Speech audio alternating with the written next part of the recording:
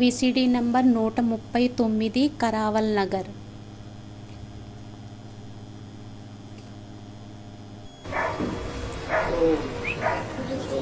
ఓం శాంతి। आज की वाणी है ఈ రోజు వాణి అయ్యింది 28 जुलाई 28 జూలై 1965ది। रिकॉर्ड चला है माता ओ माता तू है जग की भाग्य विधाता। రికార్డ్ నడిచింది మాతా ఓ మాతా తూ హే జగ की భాగ్య విధాత। ये भारत माताओं की महिमा है। ఇది భారత మాతల యొక్క क्या? మహిమ అయ్యింది।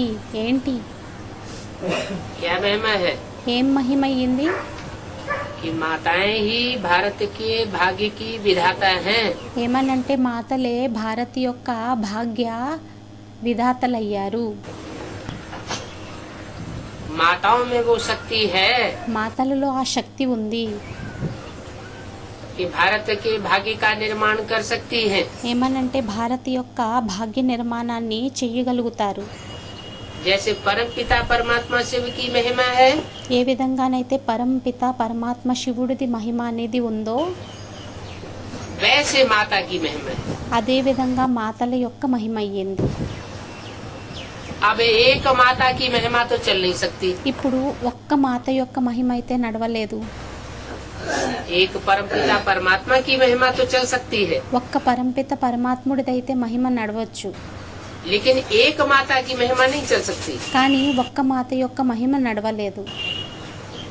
एक माता तो कुछ कर न सके। ఒక్క మాత అయితే ఏమీ చెయ్యలేదు। जरूर शिव शक्ति सेना चाहिए। తప్పకుండా శివశక్తి సేన కావాలి। सेना बिगर काम कैसे चले?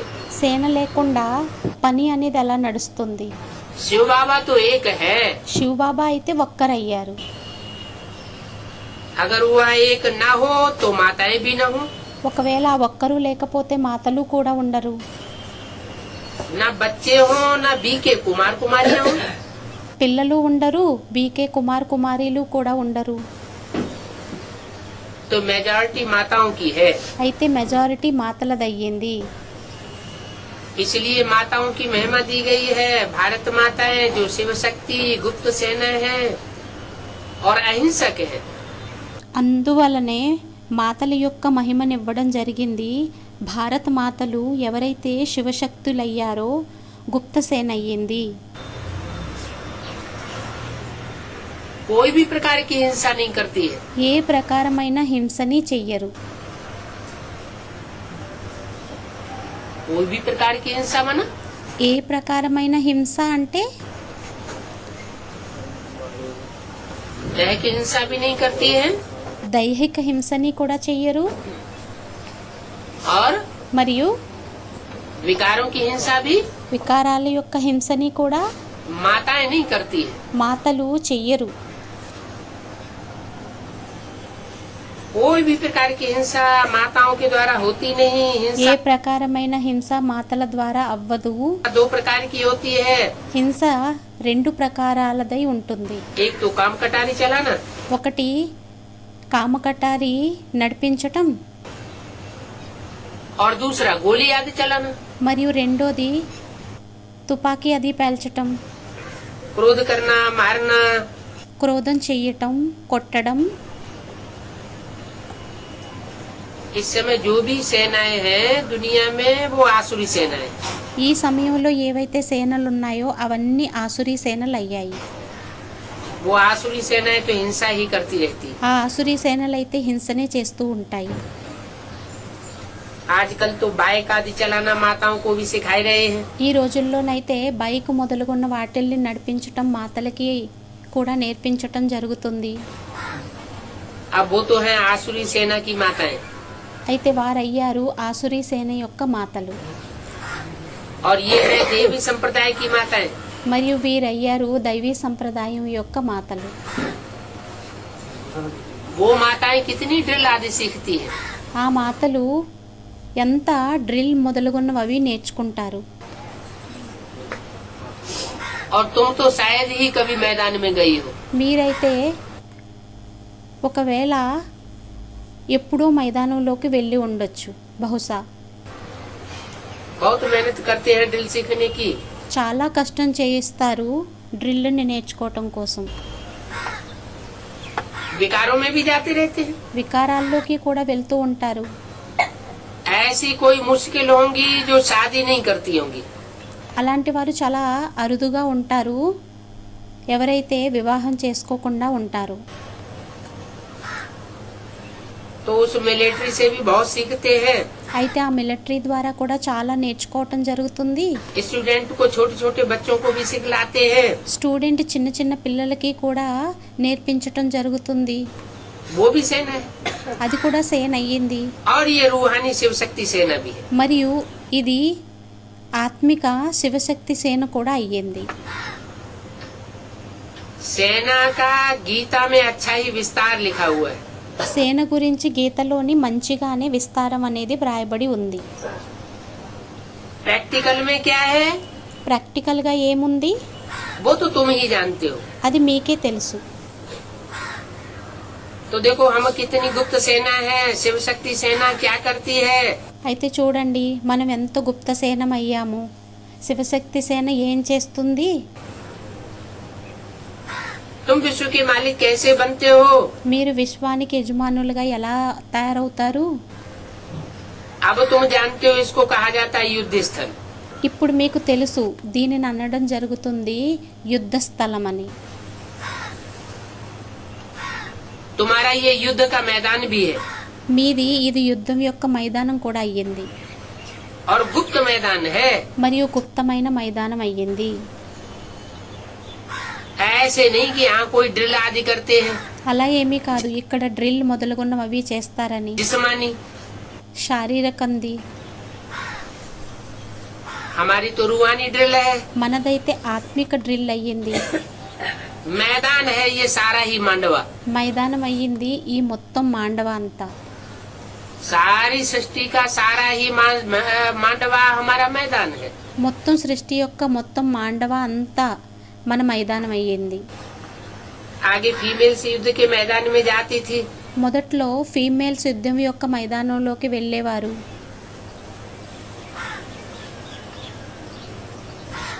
अभी भी जाती है. ఇప్పుడు కూడా వెళ్తారు. पुराने जमाने में नहीं जाते. పురాతన కాలంలోని వెళ్ళేవారు కాదు. तो देखो यहाँ से पूरी भेंट होती है. అయితే ఇక్కడ నుండి పూర్తిగా వర్తిస్తుంది పోల్చబడుతుంది. दोनों ही सेनाओं में माताएं हैं. రెండు సేనల్లోని మాతలున్నారు. जिस्मानी सेना में भी माताएं हैं. रूहानी सेना भी में माताएं हैं. శారీరక సేనలోని కూడా మాతలున్నారు మరియు ఆత్మిక సేనలోని కూడా మాతలున్నారు. जिस्मानी सेना में मेजॉरिटी पुरुषों की है. శారీరక సేనలోని మెజారిటీ పురుషులదయ్యింది और यहाँ मेजॉरिटी माताओं की है. మరియు ఇక్కడ మెజారిటీ మాతలదయ్యింది. हैं? आज की क्लास में ఈ రోజు యొక్క క్లాసులోని मेजॉरिटी माताओं की है कि भाइयों की है? మెజారిటీ మాతలదయ్యిందా లేక అన్నయ్యలదయ్యిందా? माताओं की मेजॉरिटी. सिर्फ यहाँ మాతల యొక్క మెజారిటీ అయ్యింది. की बात नहीं, हर जगह की కేవలం ఇక్కడ యొక్క విషయమే కాదు అన్ని చోట్లది అయ్యింది. मेजॉरिटी माताओं की है. మెజారిటీ మాతలదయ్యింది. तो कंट्रास्ट हो गया. అయితే కంట్రాస్ట్ అయిపోయింది. क्या ఏంటి? आसुरी सेना में पुरुषों की भर्ती ज्यादा होती है. ఆసురీ సేనలోని పురుషుల యొక్క భర్తీ అనేది ఎక్కువగా అవుతుంది. और ईश्वरीय सेना में మరియు ఈశ్వరీయ సేనలోని माताओं की भर्ती ज्यादा होती है. మాతల యొక్క భర్తీ అనేది ఎక్కువగా అవుతుంది. तो ये कंट्रास्ट हुआ ना. అయితే ज्ञान ఇది కంట్రాస్ట్ అయ్యింది కదా. मार्ग और भक्ति मार्ग का ये लास्ट कंट्रास्ट है. జ్ఞాన మార్గం మరియు భక్తి మార్గంది ఇది లాస్ట్ కాంట్రాస్ట్ అయ్యింది. वहाँ सत्युग में तो कंट्रास्ट की बात ही नहीं होती. అక్కడ సత్యుగంలోనైతే కంట్రాస్ట్ యొక్క విషయమే ఉండదు. क्यों? ఎందుకు? क्योंकि यहाँ वहाँ तो कोई बात में ఎందుకంటే అక్కడైతే ఏ విషయంలోని असमानता नहीं होती है। అసమానత అనేది ఉండదు. स्त्री और पुरुषों की संख्या भी बराबर बराबर होती है। స్త్రీలది మరియు పురుషులది కూడా సంఖ్య అనేది సమానంగా ఉంటుంది. तो जब तक यहाँ बाप नहीं आए हैं तब तक कंट्रास्ट की बात नहीं रहती। అయితే ఎంతవరకు అయితే ఇక్కడ తండ్రి రాలేదో అంతవరకు కంట్రాస్ట్ యొక్క విషయం అనేది ఉండదు. बाप कंट्रास्ट बतलाते हैं, తండ్రి కంట్రాస్ట్ యొక్క విషయాన్ని చెబుతారు. ब्राह्मण क्या करते हैं? బ్రాహ్మణులు ఏం చేస్తారు? ये कंट्रास्ट है हम ब्राह्मणों और शूद्रों का। ఇది కంట్రాస్ట్ అయ్యింది బ్రాహ్మణులది మరియు శూద్రులది. दोनों ही यहाँ युद्ध के मैदान में। ఇద్దరు ఇక్కడ యుద్ధం యొక్క మైదానంలోని ఉన్నారు. सतयुग की और कलयुग की बात नहीं है। సత్యుగంది కలియుగంది విషయం కాదు. यहाँ है संगम युग की बात। ఇక్కడ అయ్యింది సంగం యుగంది విషయం. तुम पांडव संगम युगी हो మీరు పాండవులు సంగం యుగీలయ్యారు और कौरव है कलयुगी। మరియు కౌరవులయ్యారు కలియుగి. कलयुगी क्यों कहा? కలియుగి అని ఎందుకు అనడం జరిగింది? कौरवों को खास कलयुगी बताई दिया और पांडवों को संगम युगी बताई दिया, क्यों? కౌరవులని కలియుగి అని చెప్పేయటం జరిగింది, పాండవులని సంగం యుగి అని చెప్పేయటం జరిగింది. ఎందుకని? पांडवों को सतयुगी क्यों नहीं बताया? పాండవులని సత్యుగి అని ఎందుకు చెప్పబడలేదు? है? क्योंकि पांडवों को ले जाने वाला पंडा बाप आया हुआ है। ఎందుకంటే పాండవులని తీసుకువెళ్ళేటటువంటి పండా తండ్రి వచ్చి ఉన్నారు. कौरवों का तो नाम ही है कौरव। కౌరవుల యొక్క పేరే అయ్యింది కౌరవ్.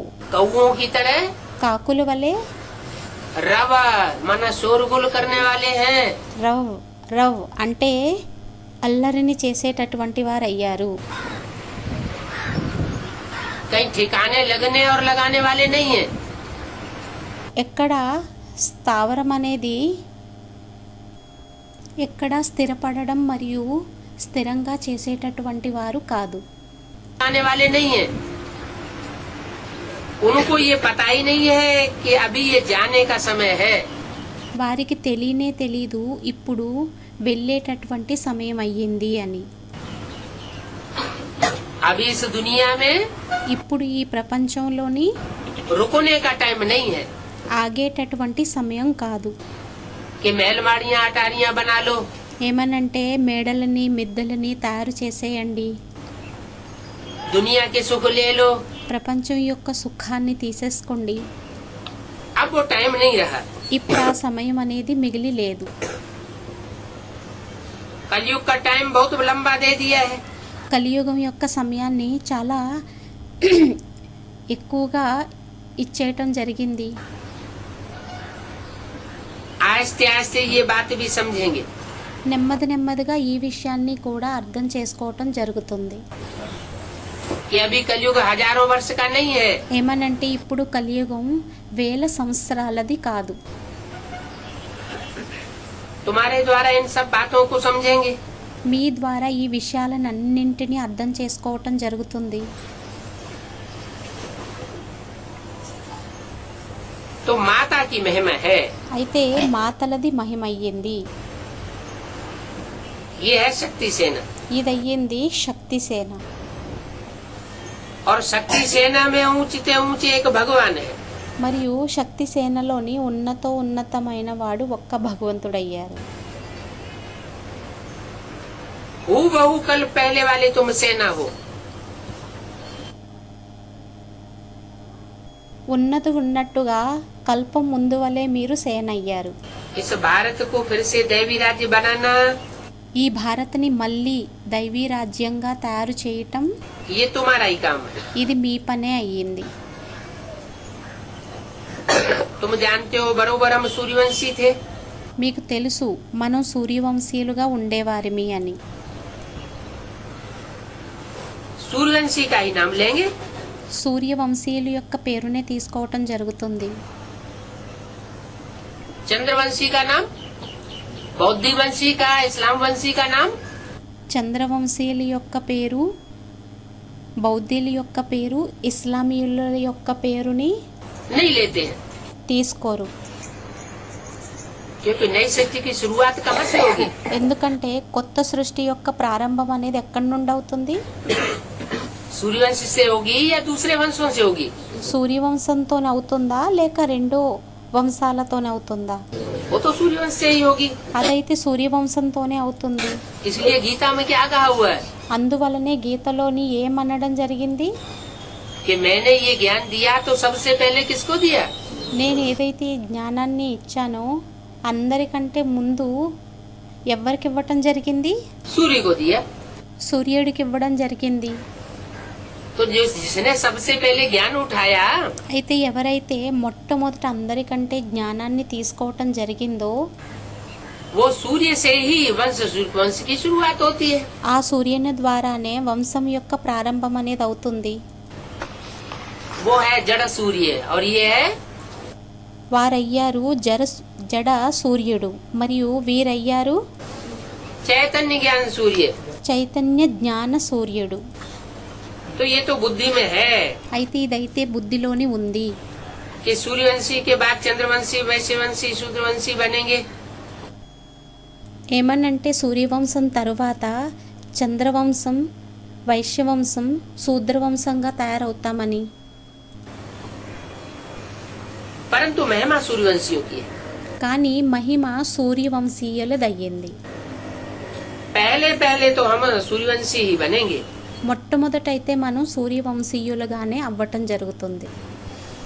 हम पुरुषार्थ ये ऐसा करते हैं जो पहले पहले हम सूर्यवंशी अर्थात स्वर्ग में आवे। మనం పురుషార్థమనే ఆ విధంగా చేయటం జరుగుతుంది. ఏమనంటే మొట్టమొదట మనం సూర్యవంశంలోకి వచ్చేందుకు, సూర్యవంశీ అనగా స్వర్గంలోకి వచ్చే విధంగానే మనం పురుషార్థమని చేయటం జరుగుతుంది. सत्य को ईश्वर कहा जाता है। సత్యుగాన్నే స్వర్గం అని అనడం జరుగుతుంది. त्रेता को वास्तव में త్రేతాని నిజానికి स्वर्ग స్వర్గం स्वर्ग नहीं कहा जाता, वो स्वयं ही స్వర్గం అని అనడం జరగదు, అనబడడం జరగదు. అది स्वर्ग है। సేమి స్వర్గం అయ్యింది. संपन्न परिपूर्ण अवस्था का स्वर्ग సంపన్న పరిపూర్ణ స్వర్గం అనేది त्रेता को नहीं कहेंगे। త్రేత అని అనడం జరగదు. कहते भी हैं फलाना स्वर्ग पधारा, అనడం కూడా జరుగుతుంది ఫలానా వాళ్ళు స్వర్గానికి వెళ్ళారని. ऐसे तो नहीं कहते फलाना त्रेता में पधारा। అలా అని ఏమీ అనరు. ఏమనంటే ఫలానా వారు త్రేతాలోకి వెళ్ళారు అని, राम के राज्य में गया, రామరాజ్యంలోకి వెళ్ళారు అని. क्या कहते हैं? ఏమనడం జరుగుతుంది? कोई भी मरेगा तो कहेंगे ఎవరైనా మరణించినట్లయితే అప్పుడు అనడం జరుగుతుంది स्वर्ग पधारा। స్వర్గానికి వెళ్ళారు అని. क्यों कहते हैं ఎందుకని అంటారు? कि स्वर्ग पधारा ఏమనంటే స్వర్గానికి వెళ్ళారు అని. है? इसलिए कहते हैं ఎందువలన అనడం జరుగుతుందంటే कि जो भी स्वर्ग में जाता है ఎవరైతే స్వర్గానికి వెళ్తారో वो मरने के बाद जाता है। వారు మరణించిన తర్వాత వెళ్ళడం జరుగుతుంది. कहावत भी है मरे बगैर स्वर्ग मिल न सके। సామెత కూడా ఉంది, చనిపోకుండా స్వర్గం అనేది లభించలేదు అని. तो वो तो स्थूल मरने को समझ लेते हैं। అయితే వారైతే స్థూలంగా మరణించేటటువంటి విషయాన్ని అనేసుకోవటం జరుగుతుంది. स्थूल मरने की बात नहीं है, స్థూలంగా మరణించేటటువంటి విషయం కాదు. वास्तव में वो बात है जीते जी मरने की। వాస్తవానికి ఆ విషయం అయ్యింది జీవిస్తూ మరణించేటటువంటిది. काम क्रोध लोभ मोह अहंकार इन 5 विकारों से अपने को కామ క్రోధ లోభ మోహ అహంకారాలతో, ఈ పంచవికారాలతో తమని తాము दूर हटाना है। దూరంగా తొలగించుకోవాలి. देह अभिमान को मारना है। దేహ అభిమానాన్ని ऐसी स्टेज- చంపుకోవాలి. ఎప్పుడైతే అటువంటి స్టేజ్ हमारी बनती है మనది తయారవుతుందో तो हम अपने को स्वर्ग में अनुभव करते हैं। అప్పుడు మనం స్వయాన్ని స్వర్గంలో అనుభవం చేసుకోవటం జరుగుతుంది. माने स्वर्ग में वो ही जा सकता है అనగా స్వర్గానికి ఎవరు వెళ్ళగలుగుతారంటే जो स्वर्ग की स्थिति में जाए।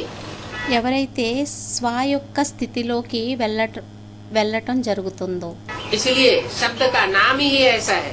అందువలనే ఈ పదం యొక్క పేరే ఆ విధంగా ఉంది. स्व माने आत्मा, స్వ అంటే ఆత్మ, ग माने गया। గా అంటే వెళ్ళింది. कहाँ गया?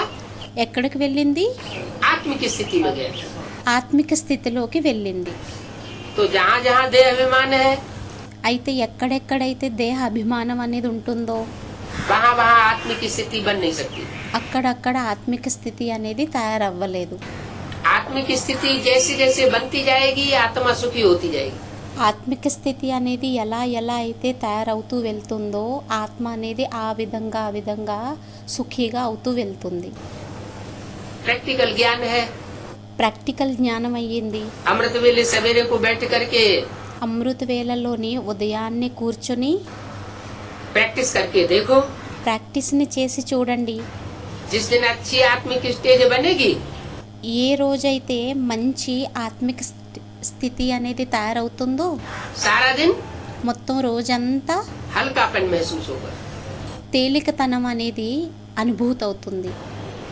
अगर सवेरे सवेरे देहभान की स्टेज रही, ఒకవేళ ఉదయాన్నే దేహభానం యొక్క స్టేజ్ ఉన్నట్లయితే, या देर से उठे లేక లేటుగా లేచినట్లయితే, या नहीं उठ सके, లేక లేవలేకపోయినట్లయితే तो सारा दिन भारीपन महसूस होता है।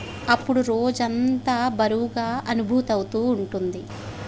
तो असली बात क्या हुई? అయితే అసలైన విషయం ఏమయ్యింది? स्वर्ग और नरक की। స్వర్గంది మరియు నరకంది. स्वर्ग और नरक का असली फाउंडेशन किस बात पर हुआ? స్వర్గంది మరియు నరకంది ఏ విషయంలోని ఫౌండేషన్ అనేది పడింది? आत्मिक स्टेज, अमृत बेला। ఆత్మిక స్టేజ్ది. స్టూడెంట్ ఏదో అన్నారు అమృత వేళదని. भी अमृत बेला जैसे అమృత వేళదే. అమృత వేళ ఎలా అయితే दिन का सात्विक स्टेज का टाइम, రోజు యొక్క సాత్విక స్టేజ్ యొక్క సమయం అయ్యింది. ऐसे ही सृष्टि का सात्विक स्टेज का टाइम है అదే విధంగా సృష్టి యొక్క సాత్విక స్టేజ్ యొక్క సమయం అయ్యింది सतयुग। సత్యుగం. वो सतो प्रधान युग है। అది సతో ప్రధాన యుగం అయ్యింది. ऐसे ही अमृत बेला है, అదే విధంగా అమృత వేళ అయ్యింది. सारे दिन का మొత్తం రోజంతటి యొక్క सतो प्रधान टाइम। సతో ప్రధాన సమయం. तो सतो प्रधान टाइम में जैसी स्टेज जिस आत्मा की रहती है, उस అయితే సతో ప్రధాన టైంలోని ఏ ఆత్మ యొక్క స్టేజ్ అయితే సతో ప్రధానంగా ఉంటుందో के अनेक जन्मों का వారిది అనేక జన్మలది हिसाब किताब सुख का उतना ही ज्यादा बनता है। లెక్కాచారం అనేది సుఖంది అంతే తయారవుతుంది. अभी अगर पुरुषार्थ कर लिया ఇప్పుడు ఒకవేళ పురుషార్థమని చేసేసినట్లయితే तो हमेशा के लिए पक्का हो जाता है। అప్పుడు ఎల్లప్పటి కోసం పక్కాగా అయిపోతుంది. क्योंकि अभी का जो टाइम चल रहा है ఎందుకంటే ఇప్పటి సమయం ఏదైతే నడుస్తుందో वो जैसे सृष्टि का अमृत बेला चल रहा है। అది ఏ విధంగాను అంటే సృష్టి యొక్క అమృత వేళ సమయం అనేది నడుస్తుంది. ये चूक गए ఇది ఒకవేళ గురి తప్పింది అంటే तो सब चूक गए। क्यों? అప్పుడు అంతా గురి తప్పబడుతుంది. ఎందుకు? क्योंकि सूर्य उदय होने वाला है। ఎందుకంటే సూర్యుడు ఉదయించనున్నాడు.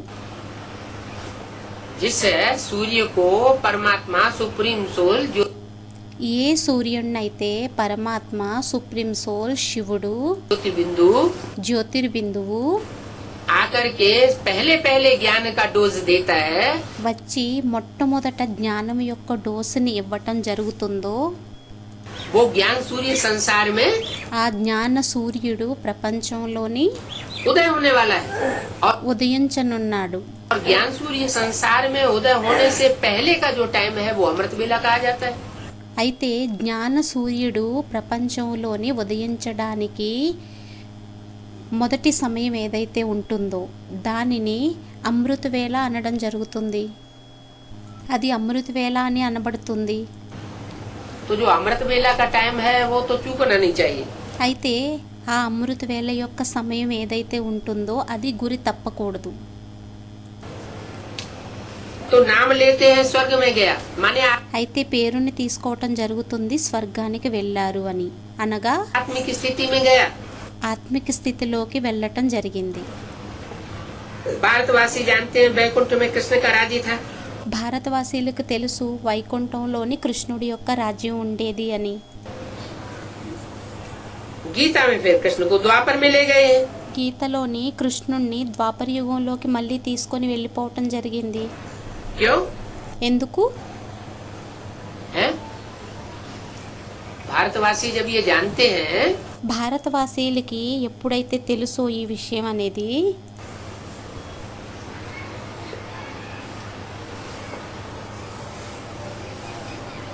कि कृष्ण बैकुंठ में था, ఏమనంటే కృష్ణుడు వైకుంఠంలో ఉండేవాడు అని.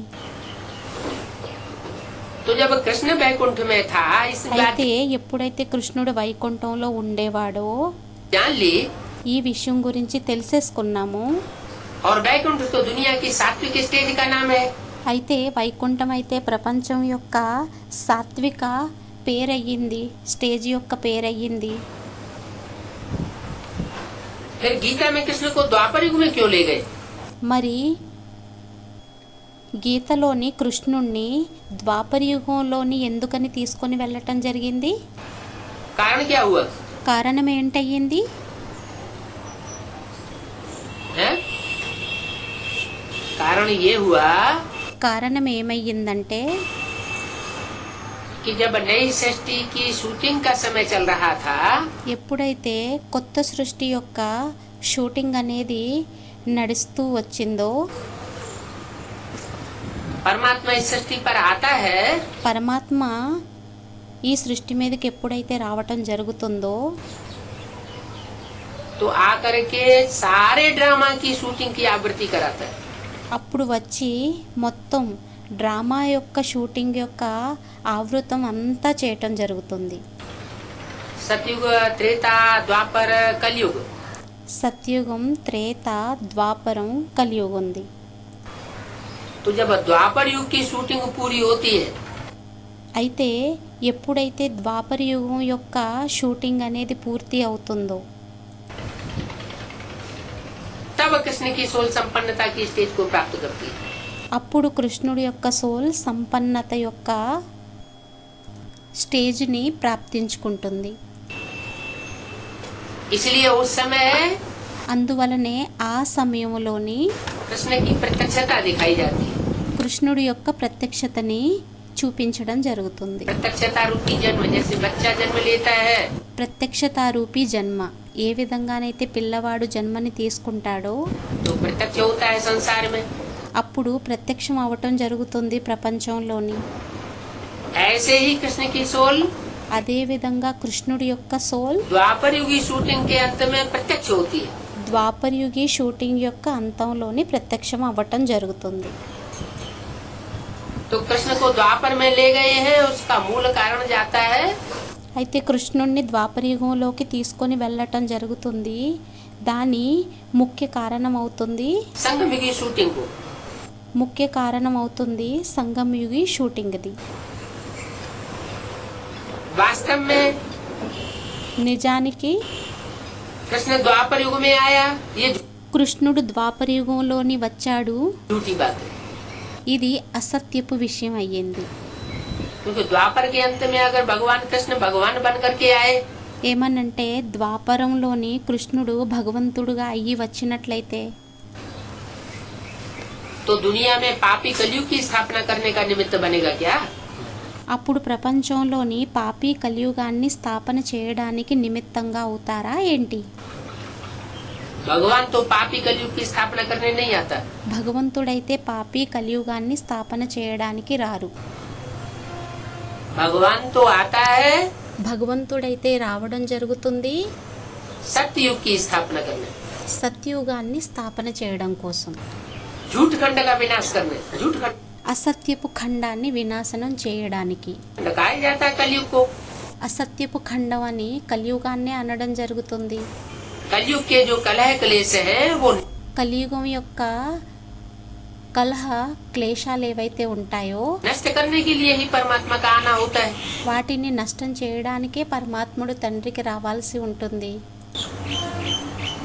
तो ये बात झूठी हो साबित हो जाती है कि అయితే ఈ విషయం అనేది అసత్యంగా రుజువైపోతుంది. ఏమనంటే कृष्ण द्वापर के अंत में आया। కృష్ణుడు ద్వాపరయుగం అంతంలో రావటం జరిగింది అని. द्वापर के अंत में नहीं आया, ద్వాపర అంతంలోని రాలేదు, आया तो संगम में ही। రావడం అయితే సంగం యుగంలోనే వచ్చారు. कलयुग के अंत और सतयुग के आदि को ही संगम कहा जाता है। కలియుగం అంతం సత్యయుగం యొక్క ఆదినే సంగం యుగం అని అనడం జరుగుతుంది. और जिस संगम के पीरियड में आया उसमें మరియు ఏ సంగమం యొక్క పీరియడ్ లో రావడం జరిగిందో चारों युगों की आवृत्ति होती है। ఏ సంగమంలో అయితే రావటం జరుగుతుందో దానిలోని 4 యుగాల యొక్క ఆవృత్తి అనేది అవుతుంది. रिहर्सल होती है, రిహర్సల్స్ అవుతుంది, रिकॉर्डिंग होती है। రికార్డింగ్ అవుతుంది. उसमें जब द्वापर युग की शूटिंग होती है, रिहर्सल దానిలోని ఎప్పుడైతే ద్వాపరయుగి షూటింగ్ అనేది అవుతుందో होती है, దానిలోని ద్వాపరయుగి షూటింగ్ అవుతుంది, రిహర్సల్స్ అవుతుంది. तब कृष्ण की सोल ब्राह्मण बच्चों के बीच, ब्राह्मणों की दुनिया के बीच అప్పుడు కృష్ణుడి యొక్క సోల్ బ్రాహ్మణ పిల్లల మధ్యలోని బ్రాహ్మణ ప్రపంచంలోని प्रत्यक्ष होना शुरू होती है। ప్రత్యక్షం అవ్వడం మొదలవుతుంది. क्योंकि जब तक ఎందుకంటే ఎంతవరకైతే कृष्ण का अंतिम जन्म ब्रह्मा కృష్ణుడి యొక్క అంతిమ జన్మ బ్రహ్మది, दादा लेखराज దాదా లేఖరాజ్ది, वो संपूर्ण 100 साल पूरे न करे, వారు ఎంతవరకైతే 100 సంవత్సరాలని పూర్తి చేసుకోరు तब तक वो कृष्ण के रूप में प्रत्यक्ष हो भी कैसे सकता है। అంతవరకు వారు కృష్ణుడి రూపంలో ప్రత్యక్షం కూడా ఎలా అవ్వగలుగుతారు? क्योंकि शास्त्रों में तो गाया हुआ है ब्रह्मा की 100 साल एज होती है। ఎందుకంటే శాస్త్రాలలో గాయనం అనేది ఉంది, బ్రహ్మకి 100 సంవత్సరాల ఆయువు అనేది ఉంటుందని. तो 100 साल ब्रह्मा के पूरे होंगे అయితే 100 సంవత్సరాలు బ్రహ్మది ఎప్పుడైతే పూర్తిగా అవుతుందో तभी तो कृष्ण बच्चे के रूप में वो गर्भ में आएगा। అప్పుడే కృష్ణుడు పిల్లవాని రూపంలో గర్భంలోకి రావటం జరుగుతుంది కదా. तो ब्रह्मा मृत्यु लोक में खलास हो जाता है। అయితే బ్రహ్మ మృత్యులోకంలోని సమాప్తి అయిపోవటం జరుగుతుంది. मृत्यु लोक की आयु మృత్యులోకం యొక్క ఆయువు ब्रह्मा की 100 साल पूरी आंकी जाती है। वो जो शास्त्र బ్రహ్మ యొక్క 100 సంవత్సరాలని లెక్కించటం అనేది జరుగుతుంది. में भी ऐसे ही लिखा हुआ है। అదైతే శాస్త్రాలలోని కూడా ఆ విధంగానే వ్రాయబడి ఉంది. तो कृष्ण అయితే కృష్ణుడు के रूप में बैकुंठ में उसे दिखाया जाता है कि ఏమన్నంటే కృష్ణుడు రూపంలోని వైకుంఠంలోని ఆ విధంగా చూపించడం జరుగుతుంది. पीपल के पत्ते पर कृष्ण की आत्मा ఏమనంటే కృష్ణుడి ఆత్మ రావి ఆకు మీద आराम से गर्भ महल में बैठी हुई है। చాలా ఆరాముగా గర్భమహల్లో కూర్చొని ఉంటుంది. दूसरी आत्माओं को दुख और तकलीफ महसूस होती है, వేరే ఆత్మలకి దుఃఖం మరియు ఇబ్బందులు అనుభూతి అవుతాయి. लेकिन उस आत्मा के अंदर ज्ञान की पराकाष्ठा इतनी जास्ती है కానీ ఆ ఆత్మ లోపల జ్ఞానం యొక్క పరాకాష్ఠ అనేది ఎంత ఎక్కువగా ఉంటుందంటే कि जैसे मस्त होकर के अंगूठा चूसते हुए बैठा है। ఏమనంటే ఏ విధంగానైతే మస్తుగా ఉంటూ అంగుష్టాన్ని బొట్టల వేలుని చిక్కుతూ ఉన్నట్లు చూపించడం జరుగుతుంది. अंगुष्ठाकार आत्मा को दिखाया जाता है। అంగుష్టాకారం ఆత్మని చూపించడం జరుగుతుంది. अंगूठे का मतलब हुआ कि आत्मा की स्थिति में स्थित होकर स्वचिंतन में बैठता है। अंगुष्ठाकार आत्मा को दिखाया जाता है। अंगूठे का मतलब हुआ कि आत्मा की स्थिति में स्थित होकर स्वचिंतन में बैठता है। అంగుటే బొటన వేలు యొక్క అర్థం ఏంటయ్యింది అంటే ఆత్మిక స్థితిలో స్థిరమయ్యి స్వచింతనలో కూర్చొని ఉండటం జరుగుతుంది. तो जो स्वचिंतन में रहता है అయితే ఏదైతే స్వచింతనలో ఉండటం జరుగుతుందో उसको परचिंतन आता नहीं है. వారికి పరచింతన అనేది రాదు. परचिंतन आता नहीं है तो कोई प्रकार का दुख भी नहीं महसूस होता है. అయితే పరచింతన అనేది ఎప్పుడైతే రాదో అప్పుడు ఏ ప్రకారమైన దుఃఖం కూడా అనుభూతి అనేది అవ్వదు. तो इसलिए అయితే అందువలనే जो चित्र दिखाया है ఏదైతే చిత్రాన్ని చూపించటం జరిగిందో गर्भ महल का గర్భ మెహలది पीपल के पत्ते पर రావి ఆకు మీద जिसमें कृष्ण बैठा हुआ है, దాని మీద కృష్ణుడు కూర్చొని ఉండటం జరిగింది. तो पीपल के पत्ते की नवैया दिखाई दी है. అయితే రావి ఆకు యొక్క నవయ్యని చూపించడం జరిగింది. क्या मतलब हुआ దీని అర్థం ఏంటయ్యింది? कि जिस शरीर रूपी नवैया में वो ఏ శరీర రూపీ నావలోని प्रवेश करता है వారు ప్రవేశించటం జరుగుతుందో वो हल्की फुल्की नवैया है. అది తేలికైన నావ అయ్యింది. कोई देहभान का भारीपन नहीं है. ఏది దేహభానం యొక్క బరువుతనం అనేది లేదు. तो गीता में कृष्ण को द्वापर में ले गए हैं. అయితే కృష్ణుణ్ణి ద్వాపరయుగంలోని తీసుకొని వెళ్ళటం జరిగింది గీతలోని. तो ये सब झूठ बात है. అయితే ఈ విషయాలన్నీ అసత్యపు విషయాలు అయ్యాయి. स्थूल द्वापर में कोई कृष्ण नहीं आता है.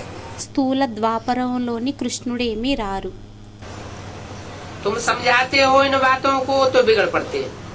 మీరు అర్థం చేయించినట్లయితే ఈ విషయాలన్నింటినీ వారు కోపగించుకోవటం జరుగుతుంది.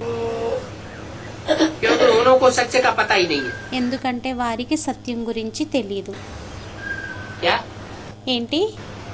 अगर उनको सही बात बताएं ఒకవేళ వారికి అసలైన విషయాన్ని చెప్పినట్లయితే तो बिगड़ जाएंगे.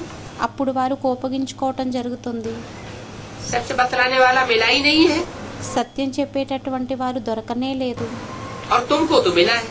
మరియు మీకైతే దొరికారు. वो सब सच बताते हैं వారందరూ సత్యాన్ని చెబుతారు और सबको सच्चा बनाते हैं. మరియు అందరినీ సత్యంగా తయారు చేయటం జరుగుతుంది. सचखंड की स्थापना करते हैं. సత్యఖండాన్ని స్థాపన చేయటం జరుగుతుంది. कभी भी क्रूर कपट नहीं करना है. ఎప్పుడూ కూడా క్రూర కపటాన్ని చెయ్యకూడదు. तुम्हारा कुछ भी नहीं छिपा रहेगा. మీది ఏమీ దాగబడి ఉండదు.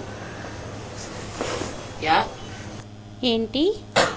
दुनिया का भी कुछ नहीं छिपा रहेगा ప్రపంచంది కూడా ఏమీ దాచబడి ఉండదు. और तुम्हारा भी कुछ भी మరియు మీది కూడా ఏమీ కూడా छिपा नहीं रहेगा. దాచబడి ఉండదు. तुम तो छिपाते भी नहीं. మీరైతే దాచరు కూడా. तुम तो अपना सारा पोता मिल बाप को दे देते हो. तो మీరైతే మీ పోతామైలంతా కూడా తండ్రికి ఇచ్చేయటం జరుగుతుంది. तुम्हारा छिपे रहने की बात है ही नहीं. మీది దాగి ఉండేటటువంటి విషయం కూడా లేదు. जो जैसा कर्म करता है वैसा फल पाता है. ఎవరు ఏ విధంగా కర్మని చేయటం జరుగుతుందో ఆ విధంగా ఫలాన్ని పొందటం జరుగుతుంది. बाप तो आकर के अच्छे कर्म सिखाते हैं. తండ్రి అయితే వచ్చి మంచి మంచి కర్మలనే నేర్పిస్తారు. ईश्वर के पास कोई का विकर्म छिपा नहीं रह सकता. ఈశ్వరుడు దగ్గర ఎవ్వరి యొక్క వికర్మ అనేది దాచబడి ఉండదు. कोई पोता मेरा न भी दे ఒకవేళ ఎవరైనా పోతామైల్ని ఇవ్వకపోయినా కూడా तो भी ईश्वर के पास कोई का पाप कर्म किया हुआ छिपा हुआ అయినా కూడా ఈశ్వరుని దగ్గర ఎవరిదైనా పాపకర్మలు చేయబడి ఏవైతే ఉన్నాయో అవి नहीं रहेगा. ఉండవు. कर्म भोग भी बहुत कड़ा होता है. కర్మభోగం కూడా చాలా కఠోరంగా ఉంటుంది. बल तुम्हारा ये अंतिम जन्म है భలే మీది ఇది అంతిమ జన్మ అయ్యింది, तो भी सजाएं तो खानी पड़ेगी. అయినా కూడా శిక్షల్ని తినాల్సి వస్తుంది. अंतिम जन्म होते हुए भी అంతిమ జన్మ అయినప్పటికీ కూడా ऐसे नहीं कोई सजाओं से छूट जाए. అలా ఏమీ కాదు ఎవరైనా శిక్షల నుండి రక్షింపబడిపోతారని.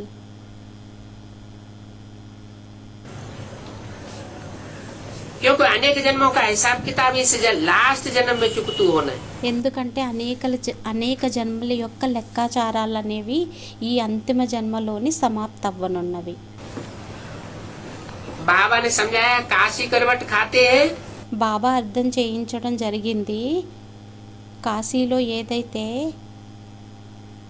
కత్తుల బావిలోకి దూకటం జరుగుతుందో కాశీ तो కరబట్టి जब तक प्राण निकले, ఎంతవరకైతే ప్రాణం అనేది పోదో, जब तक दूसरा जन्म लेवे, ఎంతవరకైతే రెండో జన్మని తీసుకోవటం జరగదు, तब तक आत्मा को बहुत भोगनी पड़ती है। అంతవరకు ఆత్మకి చాలా భోగాన్ని భోగించాల్సి వస్తుంది. गर्भ महल में గర్భ మెహల్లోని गर्भ जेल अनुभव होती है।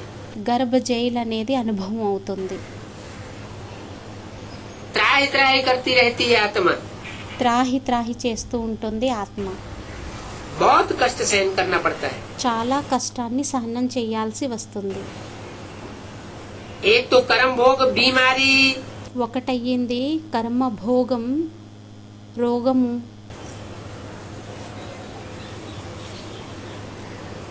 क्योंकि आत्मा अनेक जन्मों की थकी हुई आती है। ఎందుకంటే ఆత్మ అనేక జన్మలది అలసిపోయి రావటం జరుగుతుంది.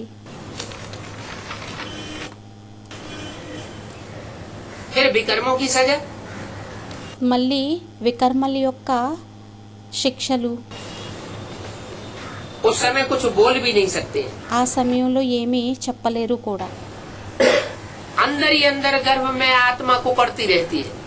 లోపల లోపల గర్భంలోని ఆత్మ అనేది ముడుచుకుపోతూ ఉంటుంది. अंदर ही अंदर त्राही त्राही करते रहते हैं। లోపల లోపల త్రాహి త్రాహి చేస్తూ ఉండడం జరుగుతుంది. परमात्मा को जो सजा పరమాత్ముడికి ఏదైతే శిక్ష देनी होती है, వేయాల్సి వస్తుందో वो यहाँ ही मिल जाती है। అది ఇక్కడే లభించేస్తుంది. 28 जुलाई 1965 की वाणी का दूसरा पेज। 28 జూలై 1965ది 2వ పేజీ. सतयुग में तो कोई से पाप होता नहीं, సత్యుగంలోనైతే ఎవ్వరి ద్వారా పాపం అనేది జరగదు. और वहाँ कोई मजिस्ट्रेट आदि भी नहीं होते। మరియు అక్కడ మజిస్ట్రేట్ మొదలుగున్న వారు కూడా ఉండరు. कोई कोर्ट कचहरी जज आदि नहीं होते हैं न। అక్కడ కోర్టు కచేరీ మరియు జడ్జ్ మొదలుగున్న వారు కూడా ఉండరు. गर्भ जेल की सजा होती है। అక్కడ గర్భ జైలు యొక్క శిక్ష కూడా ఉండదు. वहाँ गर्भ जेल नहीं कही जाती। అక్కడ గర్భ జైలు అని అనబడదు. गर्भ में आत्मा कोई प्रकार का दुख नहीं भोगती। గర్భంలో ఆత్మ ఏ ప్రకారమైన దుఃఖాన్ని భోగించదు. वहाँ तो गर्भ महल है, అక్కడైతే గర్భ మెహల్ అయ్యింది. आराम से आत्मा रहती है। ఆరాముగా ఆత్మ ఉంటుంది. दिखाते हैं पीपल के पत्ते पर कृष्ण अंगूठा चूसता हुआ आया। చూపించడం జరుగుతుంది. రావి ఆకు మీద కృష్ణుడు బొటన వేలుని చీకుతూ వచ్చినట్లు చూపించడం జరుగుతుంది. वो तो हुई सतयुग की शुरुआत की बात। అదైతే సత్యుగం యొక్క ప్రారంభ విషయం అయ్యింది. जो स्वर्णिम संगम युग की शुरुआत होती है, ఏదైతే స్వర్ణిమ సంగమ యుగం యొక్క ప్రారంభం అనేది అవుతుందో वो संकल्पों की दुनिया से शुरू होती है। అది సంకల్పాల ప్రపంచంతో ప్రారంభం అనేది అవుతుంది. तो संकल्पों की दुनिया में पावर ज्यादा होती है। అయితే సంకల్పాల ప్రపంచంలోని పవర్ అనేది ఎక్కువగా ఉంటుంది. संकल्प होता है बीज। సంకల్పం అవుతుంది బీజం. अगर बीज पावरफुल है ఒకవేళ బీజం అనేది పవర్ఫుల్ గా ఉన్నట్లయితే तो आगे वृक्ष भी पावरफुल होता है। తరువాత వృక్షం కూడా పవర్ఫుల్ గా ఉంటుంది. तो ऐसे ही అయితే అదే విధంగా संगम की दुनिया में जब शिव बाबा आते हैं, సంగమ యుగి ప్రపంచంలోని ఎప్పుడైతే శివ బాబా రావడం జరుగుతుందో तो कृष्ण को पालना कहाँ देते हैं? पहले पहले అప్పుడు కృష్ణుడికి పాలన అనేది మొట్టమొదట ఎక్కడ ఇవ్వడం జరుగుతుంది? दादा लेखराज की सोल, जो कृष्ण की सोल है, वो దాదా లేఖరాజుడి యొక్క సోల్ ఏదైతే కృష్ణుడి యొక్క సోల్ అయ్యిందో पहले पहले कहाँ पालना लेती है? అది మొట్టమొదట పాలన అనేది ఎక్కడి నుండి తీసుకుంటుంది? ज्ञान गर्भ महल में पालना लेती है। జ్ఞాన గర్భ మెహల్లో పాలన అనేది తీసుకుంటుంది. वो जो सुख है वो सुख ఆ సుఖం ఏదైతే ఉంటుందో और किसी जन्म में प्राप्त नहीं हो सकता। ఆ సుఖం అనేది ఏ జన్మలోని ప్రాప్తింపబడదు. उस सुख का नाम है नंबरवार पुरुषार्थ अनुसार वो सुख मिलता है। ఆ సుఖం యొక్క పేరయ్యింది నెంబర్ వార్ పురుషార్థానుసారంగా ఆ సుఖం అనేది లభిస్తుంది. उसको कहते हैं अतीन्द्रिय सुख। దానిని అనడం జరుగుతుంది అతీంద్రియ సుఖం. इंद्रियों से ఇంద్రియాలకి परे की स्टेज में रहने वाला सुख। అతీతంగా ఉండేటటువంటి సుఖం. तो गर्भ महल की बात है। అయితే గర్భ మెహల్ యొక్క విషయం అయ్యింది. सतयुग में बड़े आराम से पैदा होते हैं। సత్యుగంలోని చాలా ఈజీగా జన్మని తీసుకోవటం జరుగుతుంది. सजा की बात नहीं है। శిక్షల యొక్క విషయం లేదు. बात तो आदि मध्यंत सुखी सुख रहता है। అక్కడ ఆది మధ్యం అంతం సుఖమే సుఖం ఉంటుంది. क्या इस दुनिया में ఈ ప్రపంచంలోని बच्चे की पैदाइश होती है పిల్లవాని జన్మ జరుగుతుందో तो बच्चे की पैदाइश के आदि में भी माता को दुख होता है। ఏదైతే పిల్లవాని జన్మ ప్రారంభంలోని కూడా మాతకు దుఃఖం అనేది ఉంటుంది. पिता को भी दुख होता है। आसक्ति क्षीण होती है, शक्ति क्षीण होती है तो आसक्ति अनुभव होती है। తండ్రికి కూడా దుఃఖం అనేది ఉంటుంది. ఆసక్తి క్షీణం అవుతుంది. శక్తి ఎప్పుడైతే క్షీణం అవుతుందో అప్పుడు అశక్తి అనుభవం అవుతుంది. तो आदि में भी दुख। అయితే ఆదిలోని కూడా దుఃఖం. बच्चा पैदा होता है, పిల్లవాడు జన్మని తీసుకుంటాడు. उसकी पालना करनी पड़ती है, అతడి పాలన అనేది చెయ్యాల్సి వస్తుంది. तो भी दुख। बच्चा అప్పుడు కూడా దుఃఖం. रोता हुआ पैदा होता है పిల్లవాడు ఏడుస్తూ జన్మించడం జరుగుతుంది. और जब मृत्यु होती है మరియు ఎప్పుడైతే మృత్యు అనేది అవుతుందో तो भी गाबड़े आते हैं। అప్పుడు కూడా ఎక్కిళ్ళొస్తాయి.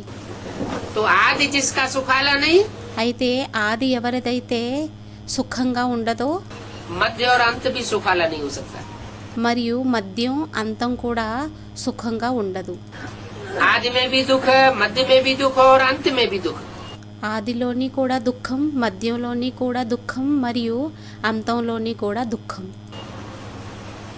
और जो परमात्मा बाप आकर के दुनिया स्थापन करते हैं మరియు పరమాత్మ తండ్రి వచ్చి ఏదైతే ప్రపంచాన్ని స్థాపన చేస్తారో उसके आदि में भी सुख, దాని ఆదిలోని కూడా సుఖం, मध्य में भी सुख మధ్యలోని కూడా సుఖం और మరియు अंत में भी बड़े आराम से शरीर छूटता है। అంతంలోని కూడా చాలా ఆరాంగా శరీరం అనేది విడిచిపెట్టబడుతుంది. तो इस दुनिया में आदि मध्य अंत दुखी दुख है। అయితే ఈ ప్రపంచంలోని ఆది మధ్య అంతం దుఃఖమే దుఃఖం అయ్యింది. और वो है आदि मध्य अंत सुख की दुनिया।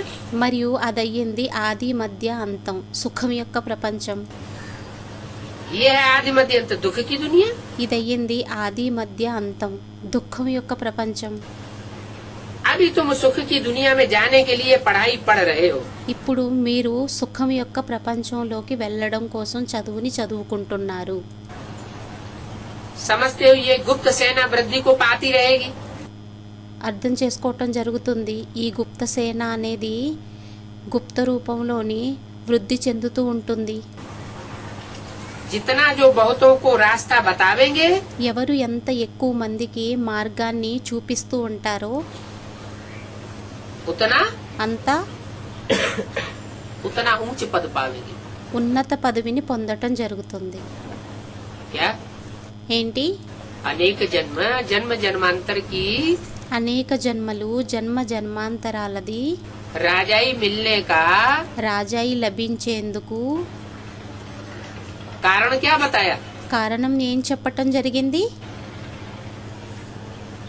कोई भी आत्मा अनेक जन्मों तक ఏదైనా ఆత్మ అనేక జన్మల వరకు राजाई भोगेगी। రాజాయిని భోగిస్తుంది.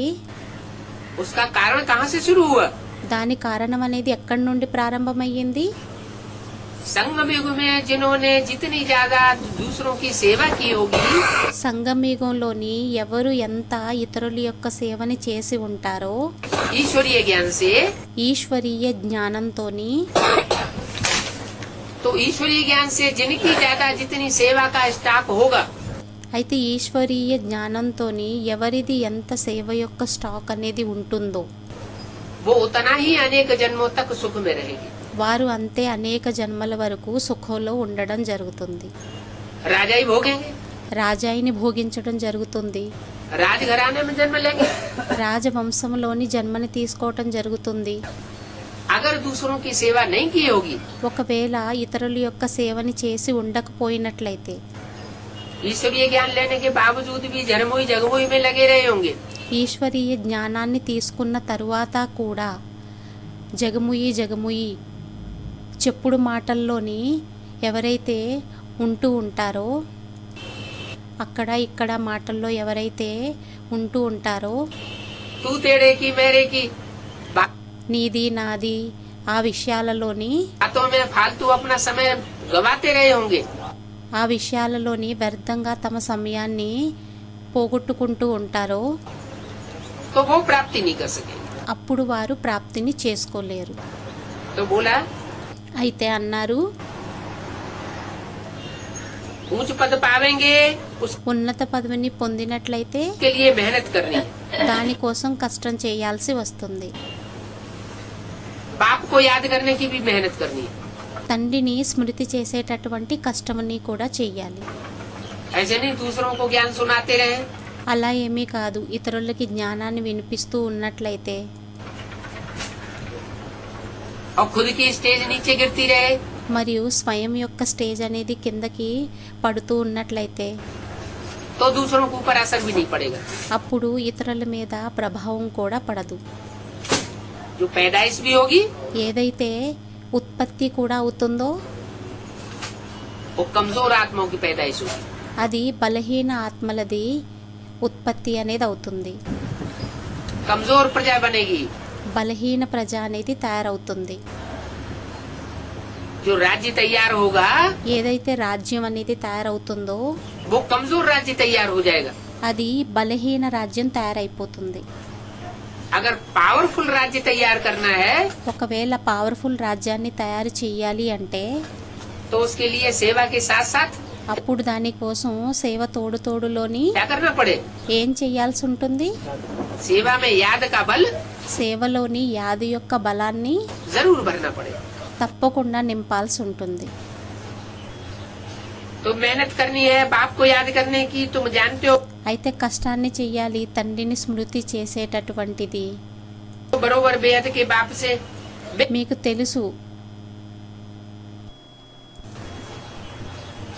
तो मेहनत करनी है बाप को याद करने की, तुम जानते हो बरोबर बेहद के बाप से बेहद का वर्षा मिला था। మీకు తెలుసు, అయితే బేహద్దు తండ్రి ద్వారా వారసత్వం లభించింది. क्या ఏంటి? बेहद का वर्षा मिला भी किससे था? బేహద్దు వారసత్వం లభించింది కూడా ఎవరి ద్వారా? इब्राहिम बुद्ध क्राइस्ट जो हद के बाप हैं, ఇబ్రహీం, బౌద్ధ్, క్రైస్ట్ హద్దు యొక్క తండ్రులు ఎవరైతే ఉన్నారో हैं तो बड़े थे बड़े, అవ్వడానికి అతి పెద్దవారయ్యారు. महान थे महान। గొప్పవారి కంటే గొప్పవారు. क्राइस्ट के फॉलोअर्स कितने होंगे? క్రైస్ట్ యొక్క ఫాలోవర్స్ ఎంతమంది ఉంటారు? दुनिया में 500-600 करोड़ आबादी है। ప్రపంచంలోని 500 కోట్ల జనసంఖ్య అనేది ఉంది. क्रिश्चियंस कितने होंगे? క్రిస్టియన్స్ ఎంతమంది ఉంటారు? 1 करोड़ से भी ज्यादा क्रिश्चियंस हैं। 1 కోటి కంటే కూడా ఎక్కువ క్రిస్టియన్స్ అయ్యారు. हैं? तो इतने क्रिश्चियंस दुनिया में फैले हुए हैं, అయితే ఇంతమంది క్రిస్టియన్స్ ప్రపంచంలో వ్యాపింపబడ్డారు. उनका धर्म पिता तो बहुत महान हुआ। వారి యొక్క ధర్మపిత అయితే చాలా గొప్పవారయ్యారు. इतने उसके फॉलोअर्स हो गए, ఇంతమంది అతని యొక్క ఫాలోవర్స్ అయిపోయారు. फिर उसको बेहद का बाप कहेंगे? మరి అతనిని బేహద్దు తండ్రి అని అనడం జరుగుతుందా? बेहद का नहीं कहेंगे. क्यों? బేహద్దు వారు అని అనబడరు. ఎందుకు? क्योंकि फिर भी उसमें हद लगी हुई है. कितनी? ఎందుకంటే అయినా కూడా వారిలోని హద్దు అనేది ఉండడం జరిగింది. ఎంతమందిది? 1-2 करोड़. 1-2 కోట్లది. बेहद का कब कहे? బేహద్దు వారు అని ఎప్పుడు అనడం జరుగుతుంది? जब 500-700 करोड़ जो भी मनुष्य सृष्टि है, ఎప్పుడైతే 500-700 కోట్ల ఏదైతే మనుష్య సృష్టి ఉందో वो सारी मनुष्य सृष्टि उसको अपना बाप माने. ఆ మొత్తం మనుష్య సృష్టి అంతా అతనిని తండ్రిగా ఒప్పుకున్నట్లయితే, बाप माने ही नहीं, తండ్రి అని ఒప్పుకోవడమే కాదు, जाने भी, తెలుసుకోవాలి కూడా. जाने भी, माने తెలుసుకోవాలి, भी, ఒప్పుకోవాలి, और कोई न कोई तरीके से मिले भी. మరియు ఏదో ఒక పద్ధతిలోని కలవాలి కూడా. इसलिए मुरली में बोला है, అందువల్లనే మురళీలో అనడం జరిగింది, फादर कहे और फादर कभी मिले ही नहीं, वो फादर कैसे हो सकता? ఫాదర్ అయినట్లయితే ఆ ఫాదర్ ఎప్పుడూ కలవకపోయినట్లయితే మరి ఫాదర్ ఎలా అవ్వగలుగుతారు? सारी दुनिया की जो भी आत्माएं हैं सबसे आकर मिलते हैं. మొత్తం ప్రపంచం యొక్క ఎంతమంది అయితే ఆత్మలు ఉన్నారో వారందరితోని వచ్చి కలవడం అనేది జరుగుతుంది. तब उनका गायन होता है हेवनली गॉड फादर. అప్పుడు అతని యొక్క గాయనం అనేది వారి యొక్క గాయనం అనేది అవుతుంది హెవెన్లీ గాడ్ ఫాదర్ అని.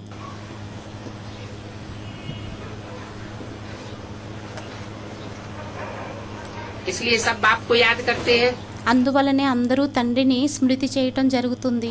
लौकिक बाप లౌకిక తండ్రి और पारलौकिक बाप, మరియు పారలౌకిక తండ్రి, दोनों बाप को याद करते हैं. ఇద్దరి తండ్రులని స్మృతి చేయటం జరుగుతుంది. सतयुग में सिर्फ लौकिक बाप को याद करते हैं. సత్యుగంలో కేవలం లౌకిక తండ్రినే స్మృతి చేయటం జరుగుతుంది. क्यों? ఎందుకు? सतयुग में लौकिक बाप को क्यों याद करते हैं सिर्फ? సత్యుగంలోని కేవలం లౌకిక తండ్రినే స్మృతి చేయటం ఎందుకు జరుగుతుంది? क्योंकि वहाँ पारलौकिक बाप की याद ఎందుకంటే అక్కడ పారలౌకిక తండ్రి యొక్క స్మృతి అనేది रहती नहीं, भूल जाते ఉండదు, हैं. మరిచిపోబడుతుంది. पारलौकिक बाप को याद करने की పారలౌకిక తండ్రిని స్మృతి చేసేటటువంటి वहाँ दरकार नहीं रहती, అవసరం అనేది అక్కడ ఉండదు. क्योंकि वहाँ तो सुख ही सुख है. ఎందుకంటే అక్కడ సుఖమే సుఖం ఉంటుంది. पर ज्ञान भी भारतवासियों के लिए है. కానీ జ్ఞానం కూడా భారతవాసీల కోసమే అయ్యింది. दूसरे देश के जो वासी हैं రెండో దేశ వాసీలు ఎవరైతే ఉన్నారో उनकी तो भाषा ही వారి యొక్క భాషే बदल जाती है. మారిపోతుంది. जिनकी भाषा बदल जाती है ఎవరి భాష అయితే మారిపోతుందో वो बाप के ज्ञान को पूरा नहीं उठा पाते. వారు తండ్రి యొక్క జ్ఞానాన్ని పూర్తిగా తీసుకోలేకపోతారు. क्यों? ఎందుకు? क्योंकि बाप से डायरेक्ट जो सीखते हैं ఎందుకంటే తండ్రి ద్వారా ఎవరైతే డైరెక్ట్గా నేర్చుకుంటారో वो गहराई तक बात को समझते हैं. వారు లోతుల్లోని తండ్రి విషయాలని అర్థం చేసుకుంటారు. और जो डायरेक्ट जिनका कनेक्शन नहीं हो पाता మరియు డైరెక్ట్ కనెక్షన్ అనేది ఎవరిదైతే అవ్వలేకపోతుందో भाषा प्रॉब्लम के कारण భాషా ప్రాబ్లం ఉన్న కారణంగా वो उतनी गहराई तक पहचान नहीं पाते. వారు అంత లోతుల వరకు గుర్తించలేకపోతారు. तो ये ज्ञान सारा भारतवासियों के लिए है అయితే ఈ జ్ఞానం అంతా భారతవాసీయుల కోసం అయ్యింది, और धर्म वालों के लिए नहीं है. వేరే ధర్మం వారి కోసం కాదు. परंतु जो और धर्म में कन्वर्ट हो गए हैं కానీ ఏదైతే ఆ ధర్మాలలోకి కన్వర్ట్ అయిపోయారో वो निकलते आवेंगे। వారు వస్తూ ఉంటారు. है तो भारतवासियों के लिए, అవ్వడానికి భారతవాసీయుల కోసమే అయ్యింది. फिर भी जो भारतवासी थे सत्युग అయినా కూడా ఎవరైతే భారతవాసీలు అయ్యారో त्रेता में, సత్యుగం త్రేతాయుగంలోని और फिर द्वापर युग से दूसरे दूसरे धर्मों में कन्वर्ट हो गए। మరియు ద్వాపర యుగం నుండి వేరే వేరే ధర్మాలలోకి కన్వర్ట్ అయిపోవటం జరిగింది. वही कन्वर्ट हुई आत्माएं అదే కన్వర్ట్ అయినటువంటి ఆత్మలు अभी फिर ब्रह्मा कुमारी ईश्वरी विश्वविद्यालय में आ गई।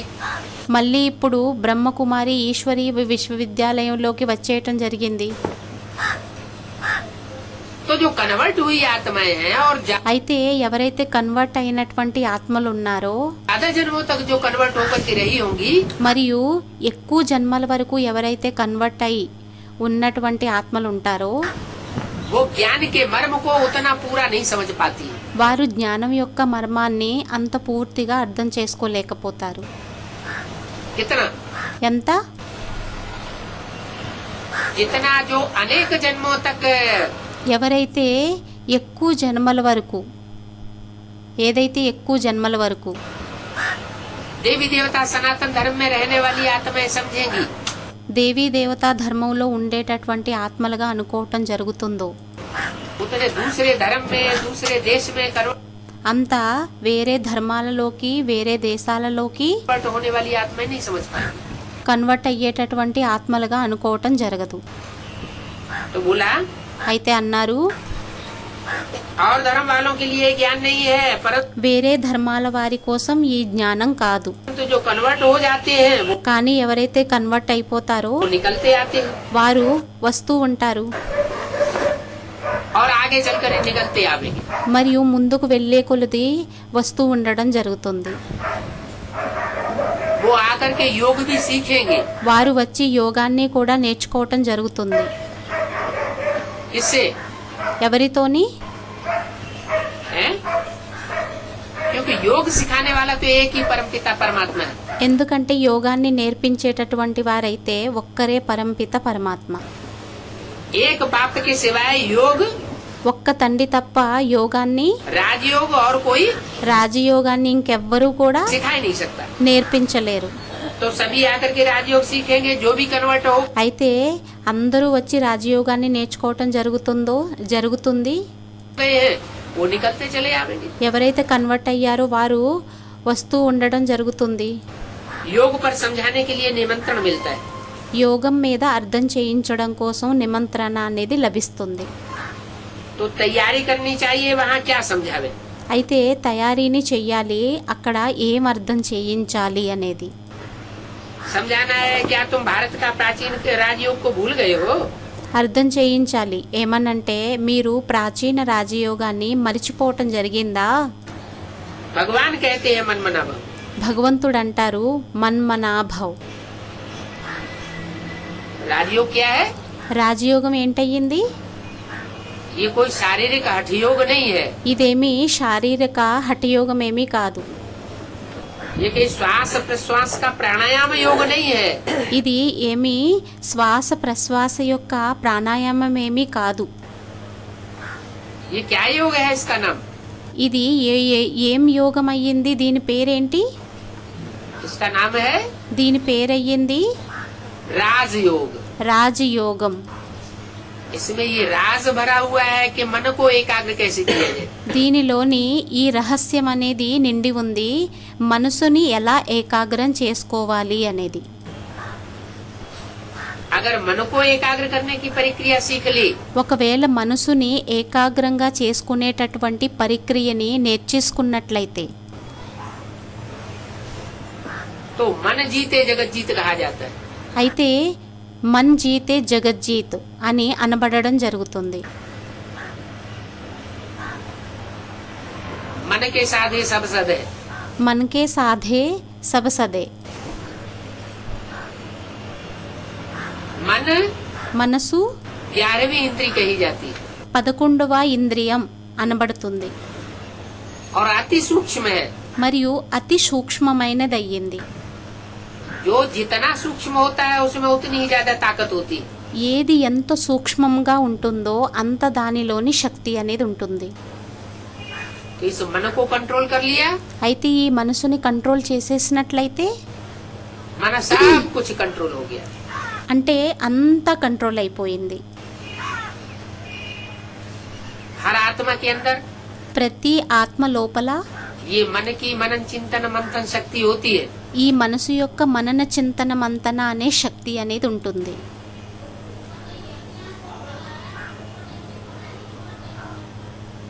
ये है ఇది అయ్యింది मुख्य शक्ति, ముఖ్యమైన శక్తి. जिसको कंट्रोल करना जरूरी है। దీనిని కంట్రోల్ చేయడం తప్పనిసరి అయ్యింది. इससे भी ऊपर की शक्ति कौन सी है? దీనికంటే కూడా పైన ఉండేటటువంటి శక్తి ఏంటయ్యింది? मन को भी कंट्रोल करने वाला कौन है? మనసుని కూడా కంట్రోల్ చేసేటటువంటిది ఏంటి? हैं? मनन चिंतन मंथन మనన చింతన మంతన संकल्प विकल्प की जो शक्ति है సంకల్ప వికల్పాల యొక్క ఏదైతే శక్తి ఉంటుందో उसको भी कंट्रोल कौन करता है? దానిని కూడా కంట్రోల్ ఎవరు చేస్తారు? कौन सी शक्ति? ఏం శక్తి? बुद्धि। బుద్ధి అని స్టూడెంట్ అన్నారు. బుద్ధి बुद्धि रंग राइट का फैसला करती है। బుద్ధి రాంగ్ రైట్ యొక్క నిర్ణయాన్ని చేస్తుంది. क्या चिंतन करना चाहिए, ఏం చింతన అనేది చెయ్యాలి, क्या चिंतन नहीं करना चाहिए, ఏం చింతన అనేది చెయ్యకూడదు, कौन सा संकल्प करना चाहिए, ఏ సంకల్పాలని చెయ్యాలి, कौन सा संकल्प नहीं करना चाहिए, ఏ సంకల్పాలని చెయ్యకూడదు,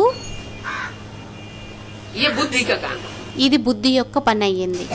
बुद्धि फैसला करे, బుద్ధి నిర్ణయాన్ని తీసుకున్నట్లయితే फैसला करने के बाद నిర్ణయాన్ని తీసుకున్న తరువాత फिर मन को अच्छे रास्ते पर चलाने के लिए आदेश दे। మళ్ళీ మనసుని మంచి మార్గంలోని నడిపించేటటువంటి ఆదేశాన్ని ఇవ్వాలి. तो मन बुद्धि के ऊपर कंट्रोल करने की जो ताकत है అయితే మనసు బుద్ధి పైన కంట్రోల్ చేసేటటువంటి ఏదైతే శక్తి ఉంటుందో वो संस्कार शक्ति कही जाती है। దానిని సంస్కార శక్తి అని అనడం జరుగుతుంది.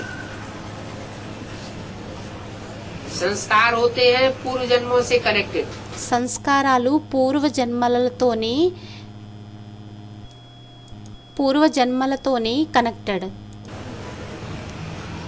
अच्छे बुरे संस्कार अनेक जन्मों के మంచి చెడు సంస్కారాలు అనేక జన్మలవి हर आत्मा में तिरोहित है, भरे हुए।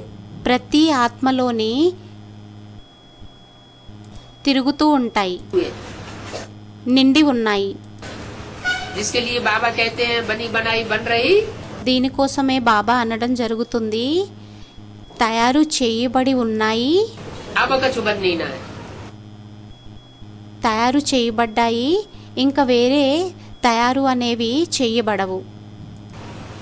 माने हर आत्मा अपने पूर्व जन्मों से अपना అనగా ప్రతి ఆత్మ తమ పూర్వజన్మల నుండి తమ जन्म सिद्ध अधिकार लेकर के आई हुई है। జన్మ సిద్ధ అధికారాన్ని తీసుకొని వచ్చి ఉన్నాయి.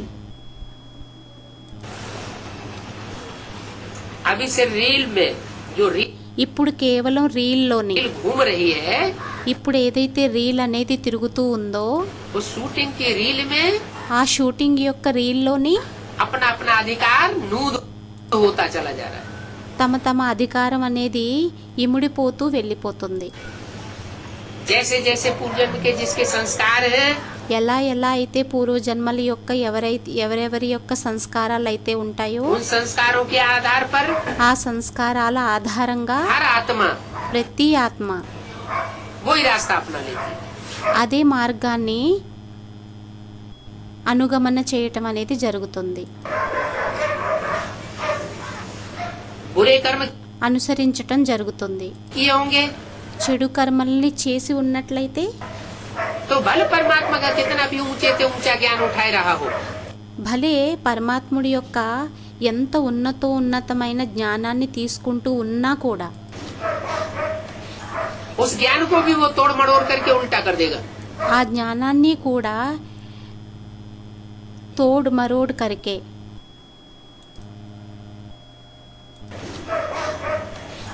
उस ज्ञान को भी वो तोड़ मड़ोड़ करके उल्टा कर देगा।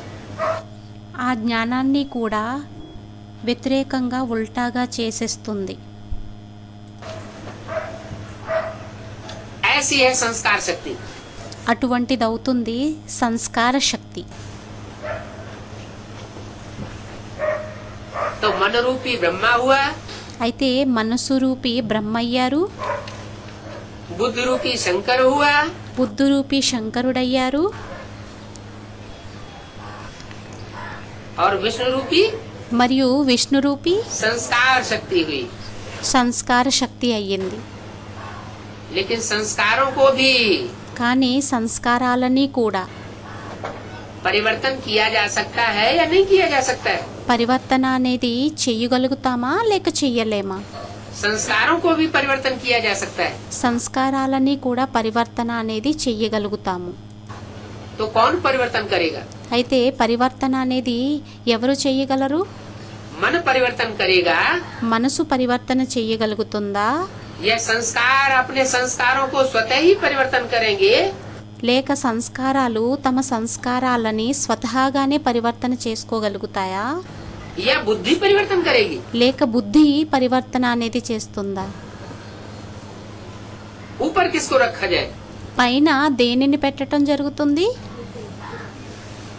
मन को ऊपर रखा जाए, మనసుని పైన పెట్టడం జరుగుతుందా? ब्रह्मा जी को ऊपर रखा जाए, బ్రహ్మని పైన పెట్టడం జరుగుతుందా? संस्कार शक्ति वैष्णो देवी को ऊपर रखा जाए, సంస్కార శక్తిని వైష్ణవి దేవిని పైన పెట్టడం జరుగుతుందా? या లేక बुद्धि रूपी तीसरे नेत्र को ऊपर रखा जाए? బుద్ధు రూపి మూడవ నేత్రాన్ని పైన పెట్టడం జరుగుతుందా? बुद्धि को हमेशा आगे బుద్ధి రూపి అని బుద్ధిని పైన పెట్టడం జరుగుతుందని స్టూడెంట్ అన్నారు. रखना पड़ता है, क्योंकि बुद्धिमान बुद्धि को हमेशा आगे रखना पड़ता है, क्योंकि బుద్ధి రూపి మూడవ నేత్రాన్ని పైన పెట్టడం జరుగుతుందా? బుద్ధి రూపి మూడవ నేత్రాన్ని పైన పెట్టడం జరుగుతుంది. ఎందుకంటే बुद्धिमानों की बुद्धि कौन गाया हुआ है? బుద్ధిమానుల యొక్క బుద్ధి ఎవరు గాయనం చేయబడ్డారు? संस्कार शक्ति वैष्णो देवी को ऊपर रखा जाए, సంస్కార శక్తి వైష్ణవి దేవిని పైన పెట్టాలా?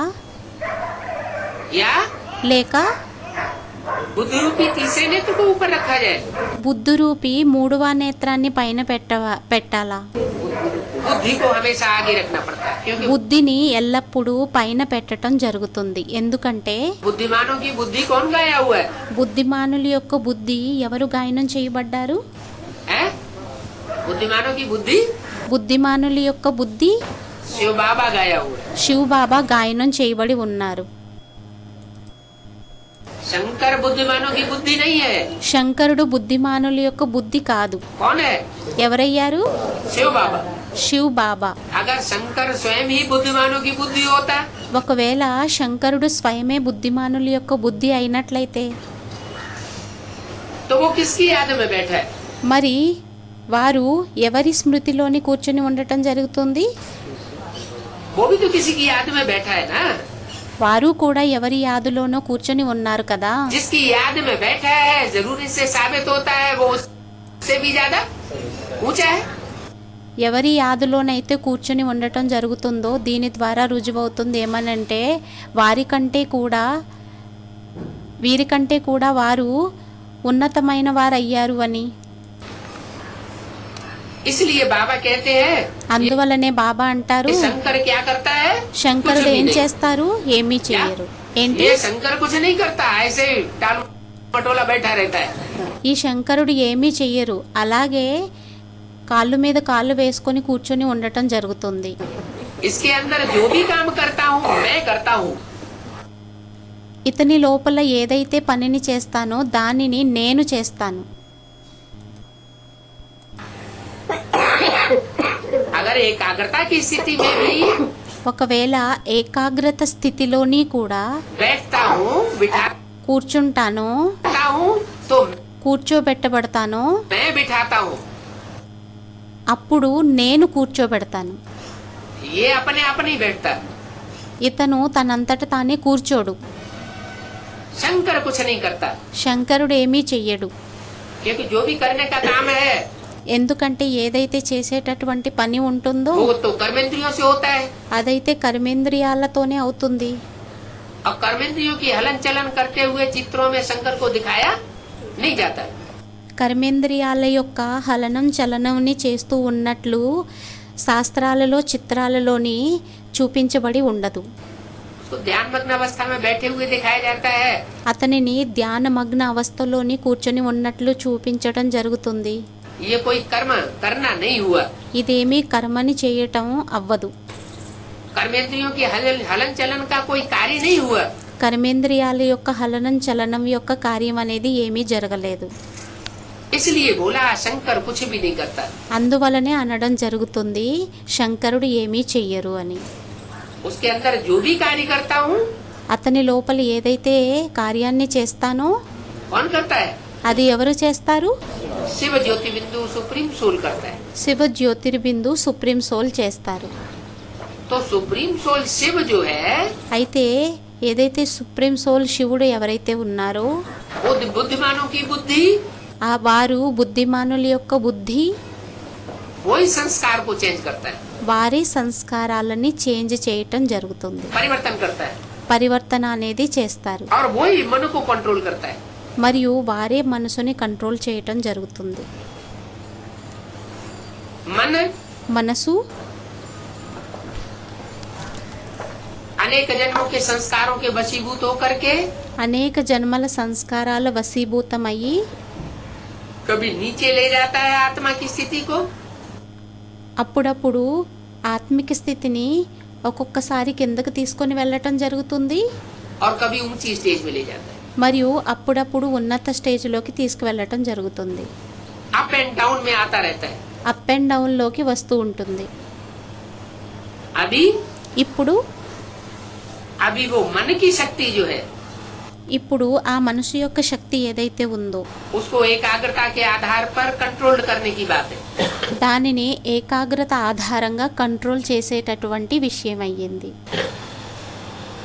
तो भगवान कहते हैं मन मना भव, అయితే భగవంతుడు అంటారు మన్మనా భవ్, मन को మనసుని मेरे में लगा, నాలో పెట్టేయండి, मन को मेरे में तिरोहित कर दे।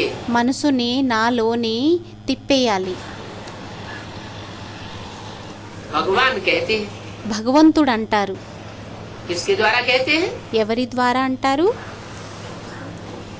भगवान शिव सुप्रीम ज्योति बिंदु భగవంతుడు శివుడు సుప్రీం సోల్ జ్యోతిర్బిందువు किसके द्वारा कहते हैं? ఎవరి ద్వారా అంటారు?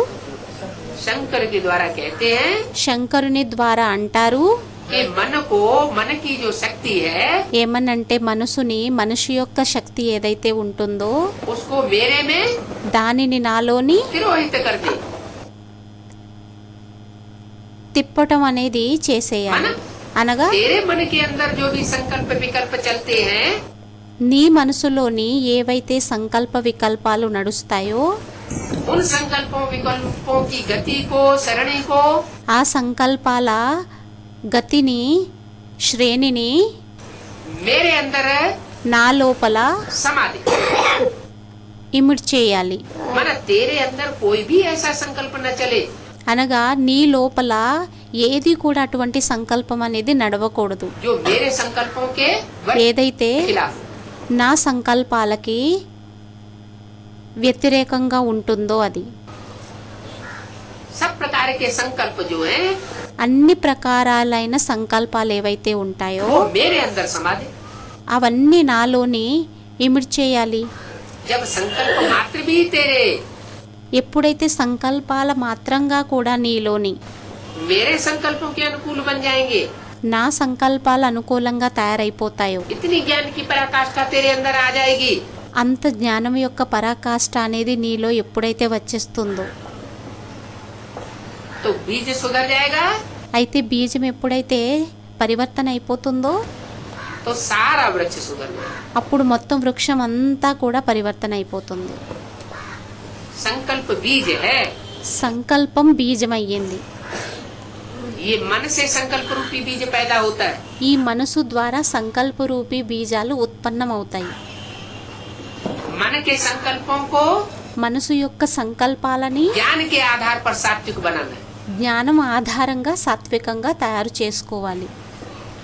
और सात्विक बनाते बनाते बनाते మరియు సాత్వికంగా తయారు చేసుకుంటూ एक अंत में ऐसी स्टेज आती है ఒక అంతంలోని ఎటువంటి స్టేజ్ అనేది వస్తుందంటే जहाँ शून्य रह जाता है, అక్కడ శూన్యం అనేది ఉండిపోతుంది.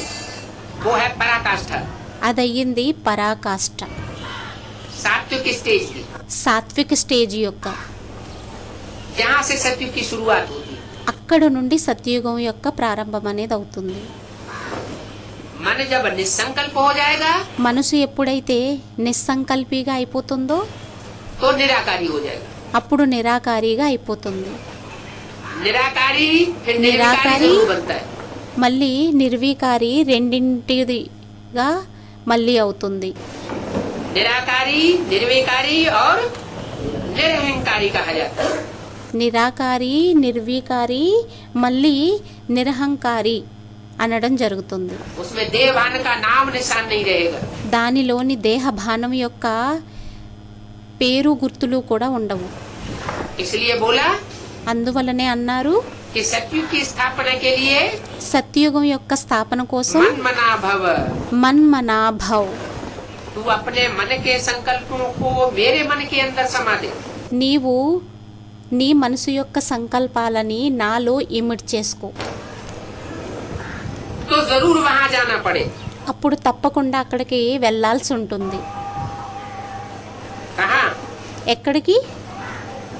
जब मन के संकल्पों को ఎప్పుడైతే మనసు యొక్క సంకల్పాలని एक सुप्रीम सोल बाप के संकल्पों में हम तिरोहित कर देंगे ఒక్క సుప్రీం సోల్ తండ్రిలోని ఎప్పుడైతే మనం ఇమిడ్ చేసుకోవటం అనేది జరుగుతుందో तो कहाँ जाना पड़े? అప్పుడు ఎక్కడికి వెళ్ళాల్సి వస్తుంది? है? निराकारी నిరాకారి निर्विकारी दुनिया में जाना पड़े. నిర్వికారి ప్రపంచంలోకి వెళ్ళాల్సి ఉంటుంది. निर्विकारी दुनिया నిర్వికారి ప్రపంచం निरहंकारी देवताओं की दुनिया होती है. నిరహంకారి దేవతలదవుతుంది. हम आत्मा है, మనం ఆత్మలమయ్యాము. आत्मा को याद करना है एक परमात्मा को. ఆత్మలని స్మృతి చెయ్యాలి, ఒక్క పరమాత్మని. अगर दूसरे को याद किया ఒకవేళ వేరే వారిని స్మృతి చేసినట్లయితే तो संकल्पों में అప్పుడు సంకల్పాలలోని विरोधाभास पैदा हो. విరోధాభాసం అనేది ఉత్పన్నమవుతుంది. क्योंकि एक व्यक्ति के संकल्प कभी भी नहीं मिल सकते दूसरे व्यक्ति से. ఎందుకంటే ఒక్క వ్యక్తి యొక్క సంకల్పాలు ఎప్పుడూ కూడా రెండో వ్యక్తితోనే కలవలేవు. हम सब मिलकर के एक ही पुरुषार्थ करें कि हम మనం అందరం కలిపి ఒకే పురుషార్థుని చేసినట్లయితే ఏమనంటే एक बाप के समान संकल्पों में रमण करने वाला बनना है. ఏమనంటే మేమందరమే ఒక్క తండ్రి యొక్క సంకల్పాలలో రమణం చేసేటటువంటి వారిగా తయారవ్వాలి. तब ही निस्तार हो सकता है. అప్పుడే నిస్తారం అనేది అవ్వగలుగుతుంది. तो आत्मा को याद करना है एक परमात्मा को. అయితే ఆత్మని యాద్ చేయాలి, ఒక్క పరమాత్మని. निराकार परमात्मा ही कहते हैं. నిరాకార పరమాత్మనే అనడం జరుగుతుంది. क्या कहा? ఏమన్నారు? कौन कहते हैं? ఎవరంటారు? हैं? निराकार परमात्मा నిరాకార పరమాత్మ అని. माने बिंदी. అనగా బిందీనా? बिंदी कह सकती है कुछ బిందువు ఏదైనా అనగలుగుతుందా? है? फिर क्यों कहा निराकार परमात्मा कहते हैं? మరి ఎందుకు అనడం జరుగుతుంది నిరాకార పరమాత్మ చెబుతారని? हैं? हाँ, రామ్వాలి ఆత్మ ద్వారా చెబుతారు అని స్టూడెంట్ అన్నారు. निराकार परमात्मा का मतलब నిరాకార పరమాత్మ అంటే निराकारी स्टेज वाला है. నిరాకారి స్టేజ్ కలిగినటువంటి వారు అయ్యారు. वो निराकार परमात्मा जरूर कोई साकार तन में प्रवेश करता है. ఆ నిరాకార పరమాత్మ తప్పకుండా సాకార శరీరంలోని ప్రవేశించటం జరుగుతుంది. और प्रवेश करके निराकारी निर्हंकारी निर्विकारी वाचा बोलता है. మరియు ప్రవేశించి నిరాకారి, నిర్వికారి, నిరహంకారి వాచాని మాట్లాడటం జరుగుతుంది. उस स्टेज में स्थिर होकर के बोलता है, ఆ స్టేజ్లో స్థిరమయ్యి మాట్లాడుతారు, कहता है. అంటారు. निराकार बच्चों को कहते हैं నిరాకార పిల్లలని అనడం జరుగుతుంది. कि मुझे याद करो तो मेरे पास आ जाओगे. ఏమనంటే నన్ను స్మృతి చేసినట్లయితే నా దగ్గరకు వచ్చేయటం జరుగుతుంది. अरे అరే, वो निराकार परमात्मा हम बच्चों के पास आया हुआ है ఆ నిరాకార పరమాత్మ పిల్లలైన మన దగ్గరికి వచ్చి ఉన్నారు, कि हम बच्चे उसके पास पहुंच जाएंगे. లేక పిల్లలైన మనం వారి దగ్గరికి చేరుకోవాలా? क्यों? ఎందుకు? अभी वो परमात्मा हमारे पास आया हुआ है ఇప్పుడు ఆ పరమాత్మ మన దగ్గరికి వచ్చి ఉన్నారా, या हम उसके पास पहुंच जाएंगे. లేక మనం వారి దగ్గరికి చేరుకుంటామా? हैं? परमात्मा हमारे पास आया हुआ है. స్టూడెంట్ ఏదో అన్నారు, పరమాత్ముడు మన దగ్గరికి వచ్చి ఉన్నారా, మరి ఇది ఎందుకని అంటారు? कि तुम हमारे पास आ जाओगे. ఏమనంటే మీరు నా దగ్గరికి వచ్చేస్తారు అని. हैं? नहीं స్టూడెంట్ ఏదో అన్నారు, కాదు, मैं जो आया हुआ हूँ నేను ఏదైతే వచ్చి ఉన్నానో मैं लास्ट मूर्ति में एकदम नहीं प्रत्यक्ष हो जाता हूँ संसार के सामने. నేను ప్రపంచానికి ఎదురుగా లాస్ట్ మూర్తి ద్వారా ప్రత్యక్షమేమీ అయిపోను. मेरी सुप्रीम सोल बाप की 3 शक्तियाँ हैं ना, जैसे हम आत्माओं की 3 शक्तियाँ हैं, मन बुद्धि संस्कार. సుప్రీం సోల్ తండ్రికి 3 శక్తులు ఉన్నాయి కదా, ఏ విధంగానైతే మనలో 3 శక్తులు ఉన్నాయో మనసు, బుద్ధి, సంస్కారాలది, ऐसे उसकी भी तो 3 शक्तियाँ हैं. అదే విధంగా వారిది కూడా, అతనిది కూడా 3 శక్తులు అయ్యాయి కదా. कौन कौन सी 3 शक्तियाँ? ఏంటేంటి 3 శక్తులు అయ్యాయి?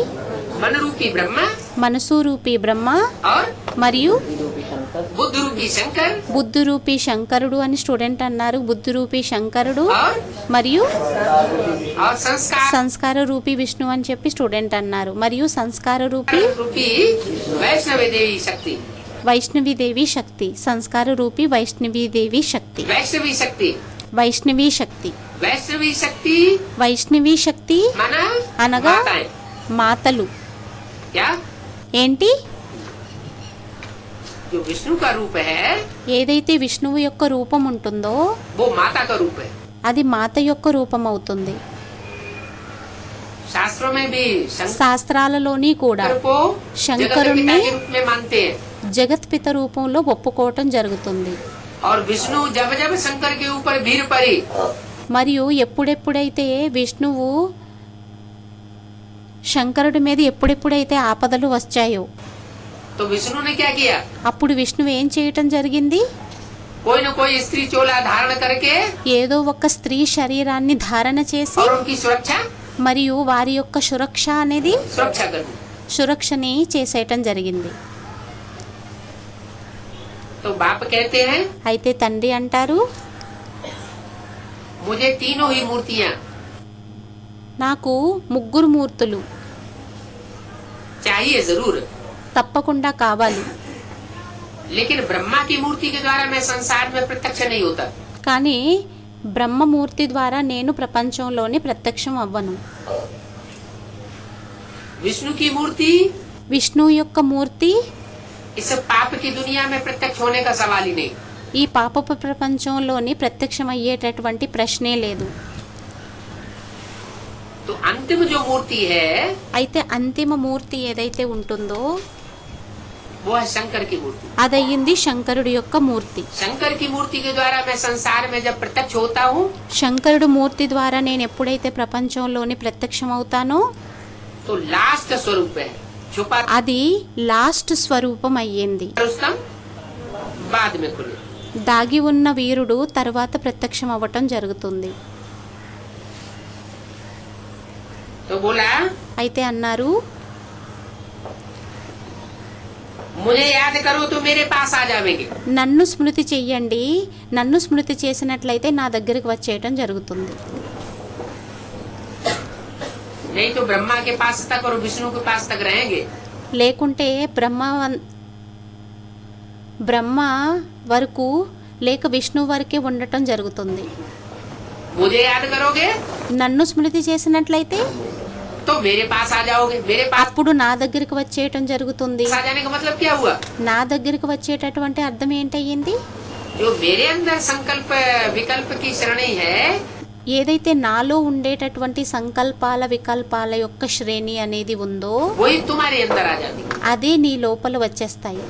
पास आ जाने का मतलब ये नहीं हुआ कि దగ్గరకు వచ్చేటటువంటి విషయం ఏంటి అంటే దాని అర్థం ఏంటంటే कंधे पे आकर बैठ जाना वो कोई पास आ जाना हुआ. భుజాల మీదకు వచ్చి కూర్చుండిపోవటం అదేమి దగ్గరకు వచ్చేయటం ఏమీ అయిపోయింది అనేమీ కాదు. पास आने का मतलब है దగ్గరగా వచ్చేటటువంటి అర్థం ఏంటి అంటే संस्कार. సంస్కారాలు, जो मन बुद्धि में जो संस्कार समाये हुए हैं ఏదైతే మనసు బుద్ధిలో సంస్కారాలు అనేవి ఇముడి ఉన్నాయో वो मेरे समान संस्कार हो जाएंगे. అవి నా సమానమైన సంస్కారాలుగా అయిపోతాయి. माने जैसे मैं निराकारी निर्विकारी निरहंकारी हूँ, అనగా నేను ఏ విధంగానైతే నిరాకారి నిర్వీకారి నిరహంకారి నయ్యాను वैसे तुम आत्माएं भी అదే విధంగా ఆత్మలైన మీరు కూడా निर्विकारी निरहंकारी నిర్వీకారి నిరహంకారిగా बन जाएंगे. అయిపోవటం జరుగుతుంది.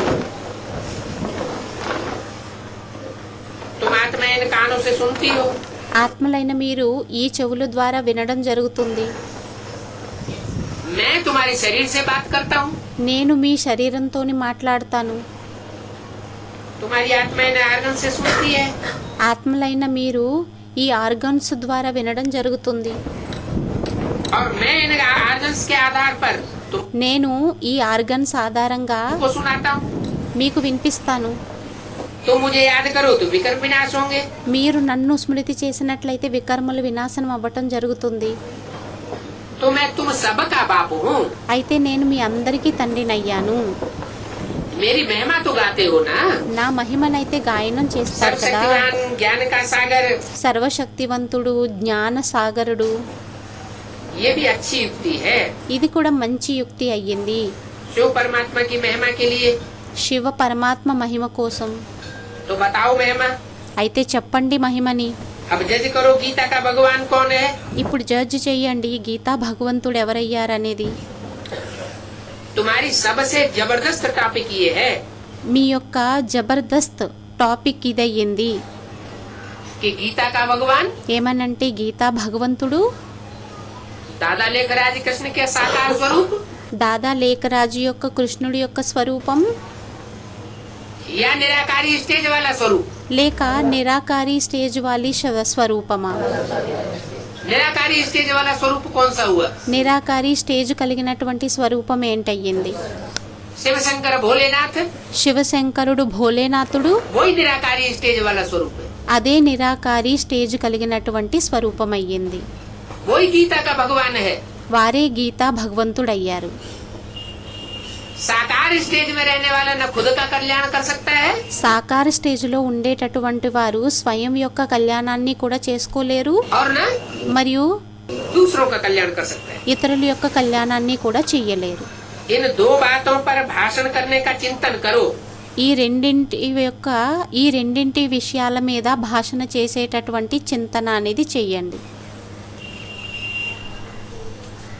जो भाषण करने वाले हैं ఎవరైతే భాషణని చేసేటటువంటి వారు ఉంటారో उनको भाषण तो सभा में ही करना है. వారికి భాషణ అనేది సభలోనే చెయ్యాలి.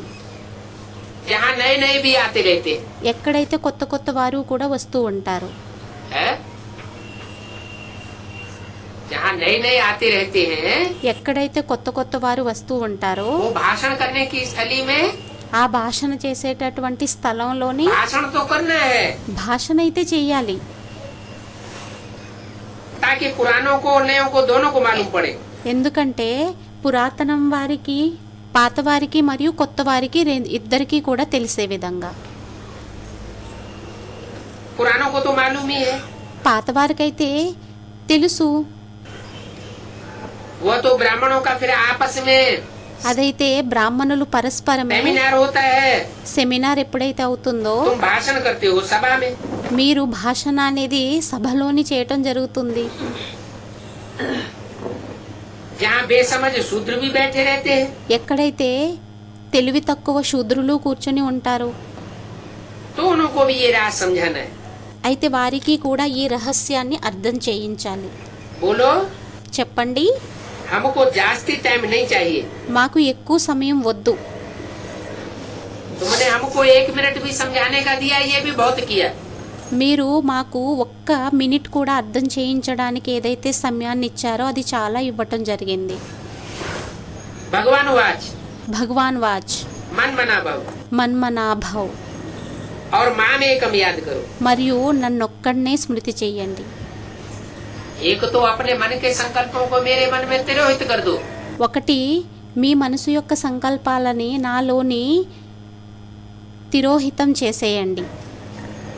और दूसरा सिर्फ मेरे को याद करो, మరియు రెండోది నన్నొక్కడనే యాద్ చేయండి. तो तुमको स्वर्ग का वर्षा मिल जाएगा। అప్పుడు మీకు స్వర్గం యొక్క వారసత్వం లభించేస్తుంది. अगर अनेकों को याद करते रहे ఒకవేళ అనేకుల్ని స్మృతి చేస్తూ ఉన్నట్లయితే तो क्या होगा? అప్పుడు ఏమవుతుంది? तो काय का वर्षा मिलता जाएगा, అప్పుడు దేని యొక్క వారసత్వం లభిస్తూ ఉంటుంది? है? नरक का वर्षा मिलता जाएगा। నరకం యొక్క వారసత్వం లభిస్తూ ఉంటుంది. माना इस समय जो शूटिंग हो रही है, అనగా ఈ సమయంలో ఏదైతే షూటింగ్ అనేది అవుతుందో, रिहर्सल हो रही है, రిహర్సల్స్ అనేవి అవుతున్నాయో, ज्ञान लेने के बाद జ్ఞానాన్ని తీసుకున్న తరువాత हम अपने नरक और अपने स्वर्ग की शूटिंग खुद ही कर रहे हैं। మనం మన నరకం యొక్క స్వర్గం యొక్క షూటింగ్ ని స్వయమే చేసుకుంటున్నాం. ज्ञान तो हमको मिल गया, జ్ఞానం అయితే మనకి లభించేసింది. बाप के सामने हमने अंजाम कर लिया, తండ్రి ఎదురుగా మనం అంజాం పరిణామాన్ని కూడా చేసేసుకున్నాం. ये पक्का ज्ञान है। ఏమనంటే పరిణామం కూడా చూసుకున్నాం. ఏమనంటే ఇది పక్కా జ్ఞానం అయ్యిందని. एक को याद करेंगे ऊंचते ऊंच को, ఒక్కరిని స్మృతి చేసినట్లయితే ఉన్నతుణ్ణి, तो हम स्वर्गवासी जन्म जन्मांतर के लिए बनेंगे। అప్పుడు మనం స్వర్గవాసీయులమి జన్మ జన్మాంతరాలుగా అవ్వటం అనేది జరుగుతుంది. और अनेकों को याद करेंगे మరియు అనేకులని స్మృతి చేసినట్లయితే तो जन्म जन्मांतर के लिए అప్పుడు జన్మ జన్మాంతరాల కోసం नरकवासी बनते। నరకవాసిగా తయారవ్వటం జరుగుతుంది. बाप तो आकर के हमको स्वर्ग का ही वर्षा देता है। తండ్రి అయితే వచ్చి మనకి స్వర్గం యొక్క వారసత్వాన్ని ఇవ్వటం జరుగుతుంది. लेकिन अब हमारे ऊपर भी ये जिम्मेवारी आ जाती है। కానీ ఇది మన ఆత్మల మీద కూడా ఈ బాధ్యత అనేది వచ్చేస్తుంది. अगर हम ఒకవేళ మనం कोई भी परिस्थितियों में मुकाबला न करके, ఏ పరిస్థితుల్లోనైనా ఎదుర్కోకుండా, युद्ध न करके, యుద్ధాన్ని చేయకుండా, और जैसी दुनिया की धारा बह रही है संकल्पों की, ఏ విధంగానైతే ప్రపంచం యొక్క ధార అనేది ప్రవహిస్తుందో ప్రపంచంది, उस संकल्पों की धारा में अपने को बहा देते हैं, ఆ సంకల్పాల ప్రవాహంలోని స్వయాన్ని ప్రవహింపచేసేసుకున్నట్లయితే, कोई भी पुरुषार्थ नहीं करते ఏం పురుషార్థమని చేయకుండా ఉన్నట్లయితే, सुधरने और दूसरों को सुधारने का, పరివర్తన అయ్యి ఇతరుల్ని పరివర్తన చేసేటటువంటిది. तो जैसे कि हम वैश्यालय में गिरते, ఏ విధంగాను అంటే మనం వేశ్యాలయంలోని పడటం జరుగుతుంది, नरक में गिरते, నరకంలో పడతాము. हमारी नरक की शूटिंग होती जाती है। మనది నరకం యొక్క షూటింగ్ అవుతూ వెళ్తుంది. ऐसे नहीं అలా ఏమీ కాదు. कि कलयुग के अंत में जो जन्म होता है उसमें नरक ही नरक होता है, कोई सुखी नहीं होता। ఏమనంటే కలియుగం అంతం యొక్క జన్మ ఏదైతే ఉంటుందో అది నరకమే నరకం అవుతుంది, దానిలో సుఖం ఉండదు అనేమీ కాదు. इस अंतिम जन्म में भी तो बहुत से परिवार ऐसे देखे जाते हैं ఈ అంతిమ జన్మలోని కూడా అటువంటి చాలా పరివారాలని చూడటం జరుగుతుంది కదా. जो अपने को बहुत सुख में महसूस करते हैं, వారు తమని చాలా సుఖంలోని అనుభవాన్ని చేసుకుంటూ ఉంటారు. और दूसरे भी देखने वाले महसूस करते हैं మరియు వేరే వారు చూసేవారు కూడా అనుభవం చేసుకుంటూ ఉంటారు. कि इनके अंदर तो जैसे विकार है ही नहीं। ఏమనంటే వీరిలోని ఏ విధంగాను అంటే వికారాలు లేవే లేవు. ये परिवार तो जैसे निर्विकारी परिवार है, ఈ పరివారం ఏ విధంగాను అంటే నిర్వికారి పరివారం అయ్యింది, अहंकारी परिवार है। నిరహంకారి పరివారం అయ్యింది. तो अंतिम जन्म की शूटिंग में भी वो उनके अंदर ऐसा ज्ञान बैठ गया అయితే అంతిమ జన్మ యొక్క షూటింగ్ లోని కూడా వారిలోని అటువంటి జ్ఞానం అనేది కూర్చుండిపోయింది. कि उन्होंने वो धारणा प्राप्त कर ली। ఏమనంటే వారు ఆ ధారణని ప్రాప్తిని చేసేసుకోవటం జరిగింది. तो इस तरह की कोई और भी आत्माएं होंगी। అయితే ఈ విధమైనటువంటి ఆత్మలు ఇంకా వేరే వారు కూడా ఉన్నారు. जो 82-83 जन्म का भी स्वर्ग कमाती है. వారు 82, 83 జన్మల వరకు కూడా స్వర్గాన్ని సంపాదించుకుంటారు. तो जरूर वो हीरो पार्टधारी आत्माएं होंगी. అయితే తప్పకుండా అది హీరో పాటుదారి ఆత్మయే ఉంటుంది. सूर्यवंशी तबक्के की आत्माएं होंगी. సూర్యవంశీ కేటగిరీకి సంబంధించిన ఆత్మలై ఉంటారు. दूसरे धर्मों में कन्वर्ट होने वाली आत्माएं नहीं होंगी. వేరే ధర్మాలలోకి కన్వర్ట్ అయ్యేటటువంటి ఆత్మలు అవ్వరు. उनके अनेक जन्मों के संस्कार ऐसे रहे होंगे వారి అనేక జన్మల సంస్కారాలు ఆ విధంగా ఉండి ఉంటాయి. कि उन्होंने एक बाप दूसरा न कोई ये स्टेज को अपनाया होगा. ఏమనంటే వారు ఒక్క తండ్రి తప్ప ఇతరులు ఎవ్వరూ లేరు అనే స్టేజ్ని ప్రాప్తించుకొని ఉండి ఉంటారు. माँ में कम याद किया होगा. నన్నొక్కడనే యాద్ చెయ్యండి అనే యాదుని చేసి ఉంటారు. मन मना भाव की ऐसी स्थिति को प्राप्त किया होगा. మన్మనాభవ్ అటువంటి స్థితిని ప్రాప్తించుకొని ఉండి ఉంటారు. तो कोई दूसरी आत्माएं कर सकती हैं అయితే వేరే ఆత్మలు ఎప్పుడైతే చెయ్యగలుగుతారో तो हम नहीं कर सकते क्या? అప్పుడు మనం చెయ్యలేమా ఏంటి? जरूर कर सकते, తప్పకుండా చెయ్యొచ్చు. लेकिन उन बातों पर विचार नहीं करते. కానీ ఆ విషయాల మీద విచారణ అనేది చెయ్యరు. भगवान की बातों को एक कान से सुनते हैं, दूसरे భగవంతుడి యొక్క మాటల్ని ఒక చెవితో వినడం జరుగుతుంది, कान से निकाल लेते हैं. రెండో చెవితోని విడిచిపెట్టేయటం జరుగుతుంది. तो अनेक जन्मों का दुख कमाने के అప్పుడు అనేక జన్మలది దుఃఖాన్ని సంపాదించుకునేటటువంటి निमित्त बन पड़ते. నిమిత్తంగా అవ్వటం జరుగుతుంది. अभी बाप कहते हैं ఇప్పుడు తండ్రి అంటారు, माँ में कभी याद करो. నన్నొక్కడనే స్మృతి చెయ్యండి. भगवान तो निराकार है. భగవంతుడైతే నిరాకారుడయ్యారు. उसने इस ब्रह्मात्म द्वारा बच्चों को कहा है అతను ఈ బ్రహ్మ తనువు ద్వారా పిల్లలతో అన్నారు, प्रजापिता ब्रह्मा की संतान ब्राह्मण ब्राह्मणियां होंगे ना. ప్రజాపిత సంతానం బ్రాహ్మణీలయ్యి ఉంటారు కదా. ब्राह्मण जरूर चाहिए. బ్రాహ్మణులు తప్పకుండా కావాలి. ब्राह्मण किसे कहा जाता है? బ్రాహ్మణులు అని ఎవరిని అనడం జరుగుతుంది?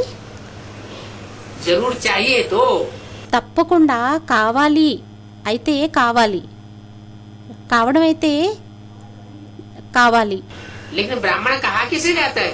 కానీ బ్రాహ్మణులు అని ఎవరిని అనడం జరుగుతుంది? जो ब्रह्मा की ఎవరైతే బ్రహ్మ యొక్క मुखवंशावली औलाद बने. ముఖవంశావళి సంతానంగా తయారవుతారు. मुखवंशावली जो औलाद बना होगा ముఖవంశావళి సంతానంగా ఎవరైతే తయారయ్యి ఉంటారో वो जरूर ब्रह्मा के मुख से निकली हुई बातों को వారు తప్పకుండా బ్రహ్మ ముఖం ద్వారా వెలువడినటువంటి మాటలకి मानता भी होगा. మాటలని ఒప్పుకుంటారు కూడా. तो ब्राह्मण जरूर चाहिए. परम అయితే బ్రాహ్మణులు తప్పకుండా కావాలి. पिता परमात्मा ने ब्राह्मणों को आय ज्ञान दिया. కానీ పరంపిత పరమాత్మ బ్రాహ్మణులకు వచ్చి జ్ఞానాన్ని ఇవ్వటం జరిగింది. क्या कहा? ఏమన్నారు? ब्राह्मणों को आय पहले पैदा किया कि पहले उनको ज्ञान दिया? బ్రాహ్మణులని బ్రహ్మ ద్వారా వచ్చి మొదట ఉత్పన్నం చేయటం జరిగిందా లేక మొదట జ్ఞానాన్ని ఇవ్వటం జరిగిందా? हाँ? ज्ञान पहले दे दिया. జ్ఞానాన్ని ఇచ్చారు అని ఏదో స్టూడెంట్ అన్నారు. జ్ఞానాన్ని మొదట ఇచ్చేసారా? परमात्मा बाप आता है పరమాత్ముడు తండ్రి ఎప్పుడైతే వస్తారో तो पहले ब्रह्मा द्वारा ब्राह्मणों की रचना करता है. ब्राह्मणों అయితే బ్రహ్మ ద్వారా బ్రాహ్మణుల యొక్క రచన చేయటం జరుగుతుంది. అప్పుడు को जन्म देता है బ్రాహ్మణులకి జన్మనివ్వటం జరుగుతుంది. या पहले उनको शिक्षा देता है? బ్రాహ్మణులకి మొదట జన్మనివ్వటం జరుగుతుందా లేక శిక్షణని ఇవ్వటం జరుగుతుందా? पहले जन्म देता है. तो మొదట జన్మనిస్తారు. अभी तक क्या काम हुआ? అయితే ఇప్పటి వరకు ఏం పని జరిగింది? अभी तक सिर्फ दादा लेकर आज ब्रह्मा के द्वारा जो भी कार्य चल रहा है ఇప్పటి వరకు దాదా లేఖరాజు బ్రహ్మ ద్వారా ఏదైతే కార్యం అనేది నడుస్తూ వచ్చిందో उसमें దానిలోని जन्म हुआ है. జన్మ జరిగింది. ब्राह्मणों को जन्म तो मिला, इतनी बात तो बुद्धि में बैठी है బ్రాహ్మణుల యొక్క జన్మ అయితే జరిగింది, ఇంత విషయం అయితే బుద్ధిలో కూర్చుంది. कि अगर हम पवित्र रहेंगे तो ब्राह्मण बनेंगे. ఏమనంటే మనం పవిత్రంగా ఉన్నట్లయితే అప్పుడు బ్రాహ్మణులుగా తయారవ్వటం జరుగుతుంది. ब्रह्मा की बात मानेंगे तो हम ब्राह्मण कहे जाएंगे. బ్రహ్మ యొక్క మాటని మనం ఒప్పుకున్నట్లయితే అప్పుడు బ్రాహ్మణులుగా అనబడడం జరుగుతుంది. वंशावली बनेंगे ముఖ వంశావళిగా అయినట్లయితే तो हम ब्राह्मण कहे जाएंगे. అప్పుడు మనం బ్రాహ్మణులుగా అనబడడం జరుగుతుంది. और ब्रह्मा की गोद को ही याद करते रहेंगे ఒకవేళ బ్రహ్మ యొక్క ఒడినే యాద్ చేస్తూ ఉన్నట్లయితే तो అప్పుడు ब्राह्मण तो कहे जाएंगे, लेकिन कुखवंशावली ब्राह्मण कहे जाएंगे. బ్రాహ్మణులైతే అనబడడం జరుగుతుంది, కానీ కుకవంశావళి బ్రాహ్మణులుగా అనబడడం జరుగుతుంది. जो ब्राह्मण है वो ఎవరైతే బ్రాహ్మణులు ఉన్నారో देवता बनेंगे. వారు దేవతలుగా తయారవ్వటం జరుగుతుంది. जो कुखवंशावली ब्राह्मण बने होंगे ఎవరైతే కుకవంశావళి బ్రాహ్మణులుగా అయి ఉంటారో वो देवता ही सूर्यवंशी लिस्ट में नहीं आवेंगे. వారు దేవతలు సూర్యవంశీ లిస్టులోకి రాలేరు. उनके पूरे 84 जन्म వారికి పూర్తిగా 84 జన్మలు नहीं होंगे. ఉండవు. तो परमपिता परमात्मा ने ब्राह्मणों को आकर के ज्ञान दिया है. అయితే పరంపిత పరమాత్మ బ్రాహ్మణులకి వచ్చి జ్ఞానాన్ని ఇవ్వటం జరిగింది. आय ज्ञान दिया है. వచ్చి జ్ఞానాన్ని ఇచ్చారు. माना ऐसे नहीं है అనగా అలా ఏమీ కాదు. कि दादा लेकर आज ब्रह्मा के तन में आकर के ब्राह्मणों को जन्म दिया और ఏమనంటే దాదా లేఖరాజ్ బ్రహ్మ యొక్క తనువులో వచ్చి బ్రాహ్మణులకి జ్ఞానాన్ని ఇవ్వటం జరిగింది మరియు शरीर छोड़ करके चला गया. శరీరాన్ని విడిచిపెట్టి వెళ్ళిపోయారు. उसके बाद काम खत्म हो गया. దాని తర్వాత పని సమాప్తైపోయింది అని. सिर्फ जन्म देने से काम खत्म नहीं हो जाता. కేవలం జన్మనివ్వడంతో పని అనేది పూర్తి అయిపోదు. लौकिक दुनिया में भी లౌకిక ప్రపంచంలోని కూడా कोई माँ बाप होते हैं, కొంతమంది అమ్మా నాన్నలు ఉంటారు. बच्चों को जन्म दे देते हैं, పిల్లలకి జన్మనిచ్చేస్తారు, उनकी परवरिश వారి యొక్క పాలనని చెయ్యలేకపోతారు. तो कहेंगे कि पूरा माँ बाप का काम हो गया. అప్పుడు అనడం జరుగుతుందా అమ్మా నాన్నల పని పూర్తి అయిపోయింది అని? नहीं, లేదు. जन्म देने के साथ साथ बच्चों की परवरिश भी करनी है. జన్మని ఇవ్వడం తోడులోని పిల్లల యొక్క పాలనని కూడా పోషణ కూడా చెయ్యాలి. बच्चों को वर्षा भी देना है, ये भी बाप का काम है. పిల్లలకి వారసత్వం కూడా ఇవ్వాలి, ఇది కూడా తండ్రి యొక్క పని అయ్యింది. ठिकाने से लगाना స్థావరానికి చేర్చివేయటం. वो तो पारलौकिक बाप है. వారైతే పారలౌకిక తండ్రి అయ్యారు. जो श्रेष्ठ मनुष्य होते हैं ఎవరైతే శ్రేష్టమైన మనుష్యులు ఉంటారో उनकी श्रेष्ठता इसी बात में गाई जाती है వారి యొక్క శ్రేష్టత అనేది ఏ విషయంలో గాయనం చేయబడుతుందంటే कि या तो वो कोई काम शुरू नहीं करते हैं లేకుంటే వారు ఏదైనా పనిని ప్రారంభం చెయ్యరు. और शुरू करते हैं ఒకవేళ ప్రారంభం చేసినట్లయితే तो उसको అప్పుడు దానిని अंतिम चरम सीमा पर उस कार्य को पहुंचाते हैं. అంతిమ చరమ సీమ వరకు ఆ కార్యాన్ని చేరవేయటం జరుగుతుంది. बीच में काम को छोड़ते नहीं है. మధ్యలో పనిని విడిచిపెట్టడం అనేది జరగదు. जो श्रेष्ठ आत्माएं होती है ఎవరైతే శ్రేష్టమైన ఆత్మలు ఉంటారో वो कोई भी कार्य को बीच में अधूरा नहीं छोड़ती. వారు ఏ పనిని కూడా మధ్యలోని అసంపూర్ణంగా విడిచిపెట్టరు. तो परमात्मा तो श्रेष्ठ से श्रेष्ठ गया हुआ है. అయితే పరమాత్ముడైతే శ్రేష్టాతి శ్రేష్టంగా గాయనం చేయబడి ఉన్నారు. ऐसे थोड़े ही అలా అవుతుందా ఏంటి? कि वो 69 में ब्रह्मा के चोले को छोड़ देता है ఏమనంటే వారు 69లోని బ్రహ్మ యొక్క శరీరాన్ని విడిచిపెట్టడం జరుగుతుంది. तो उसका काम समाप्त हो गया. అప్పుడు వారి యొక్క పని సమాప్త అయిపోయింది అనా?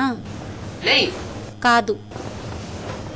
ब्राह्मणों को जन्म देने के बाद బ్రాహ్మణులకి జన్మనిచ్చిన తరువాత ब्राह्मणों को शिक्षा दे करके బ్రాహ్మణులకి శిక్షణ అనేది ఇచ్చిన తరువాత ऊंची स्टेज में स्थिर कराना, ये भी उसका काम है.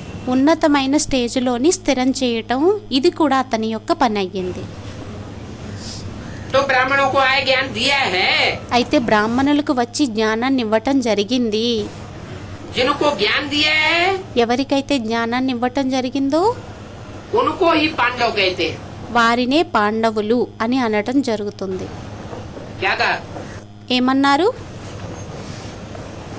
जिनको परमात्मा ने आके ज्ञान नहीं दिया, सिर्फ ब्राह्मण बना ఎవరైతే పరమాత్మ వచ్చి జ్ఞానాన్ని ఇవ్వలేదు, కేవలం के जन्म दे के छोड़ दिया, వచ్చి జన్మనిచ్చి విడిచిపెట్టేయటం జరిగింది.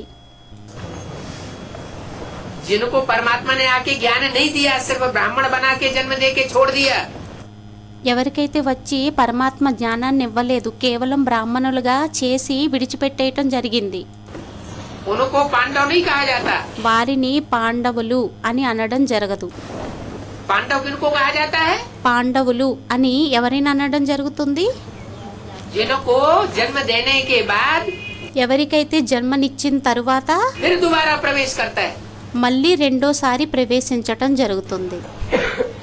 और पंडयति మరియు మరియు పండయతి माना रास्ता दिखाता है अंत तक, जीवन అనగా మార్గాన్ని అంతం వరకు చూపించడం జరుగుతుంది. मुक्ति और मुक्ति का पूरा रास्ता दिखाता है।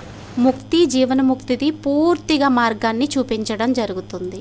जब तक मुक्ति और जीवन मुक्ति का अनुभव आत्मा न करने लगे, ఎంతవరకు అయితే ముక్తి ముక్తి యొక్క అనుభవాన్ని ఆత్మ ఎంతవరకు అయితే చేసుకోదో तब तक అంతవరకు परमात्मा बाप का कार्य समाप्त పరమాత్ముడిది తండ్రి యొక్క కార్యం అనేది సంపన్నం नहीं होता। అవ్వదు. रूहानी यात्रा पर ले जाने के लिए ये पंडे हैं। రుహాని ఆత్మిక యాత్రకి తీసుకువెళ్ళడానికి ఈ పండాలు ఉన్నారు. बाबा బాబా तुम बच्चों को ये ऐसे देते हैं। పిల్లలైన మీకు ఈ निबंध लिखने के लिए ये देते हैं। बाबा బాబా तुम बच्चों को ये ऐसे देते हैं। పిల్లలైన మీకు ఈ ప్రాథమికతనిస్తారు. निबंध लिखने के लिए ये देते हैं। నిబంధన వ్రాయడం కోసం ఇది ఇస్తారు. उनको फिर रिफाइन करके समझाओ। మళ్ళీ వారికి రిఫైన్ చేసి అర్థం చేయించండి. सो तो भाषण करने वालों को क्या करना है? అదైతే భాషణని చేసేటటువంటి వారికి ఆలోచన అనేది చెయ్యాలి. नाम को याद करने से ही बाप द्वारा जीवन मुक्ति, పేరుని స్మృతి చేయడం ద్వారానే తండ్రి ద్వారా జీవన్ముక్తి, स्वर्ग का वर्षा मिलेगा। స్వర్గం యొక్క వారసత్వం లభిస్తుంది.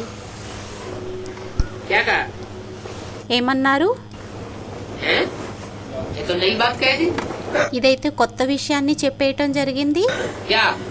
ఏంటి? नाम को याद करने से పేరుని స్మృతి చేసినట్లయితే बाप द्वारा जीवन मुक्ति का वर्षा स्वर्ग का मिलेगा।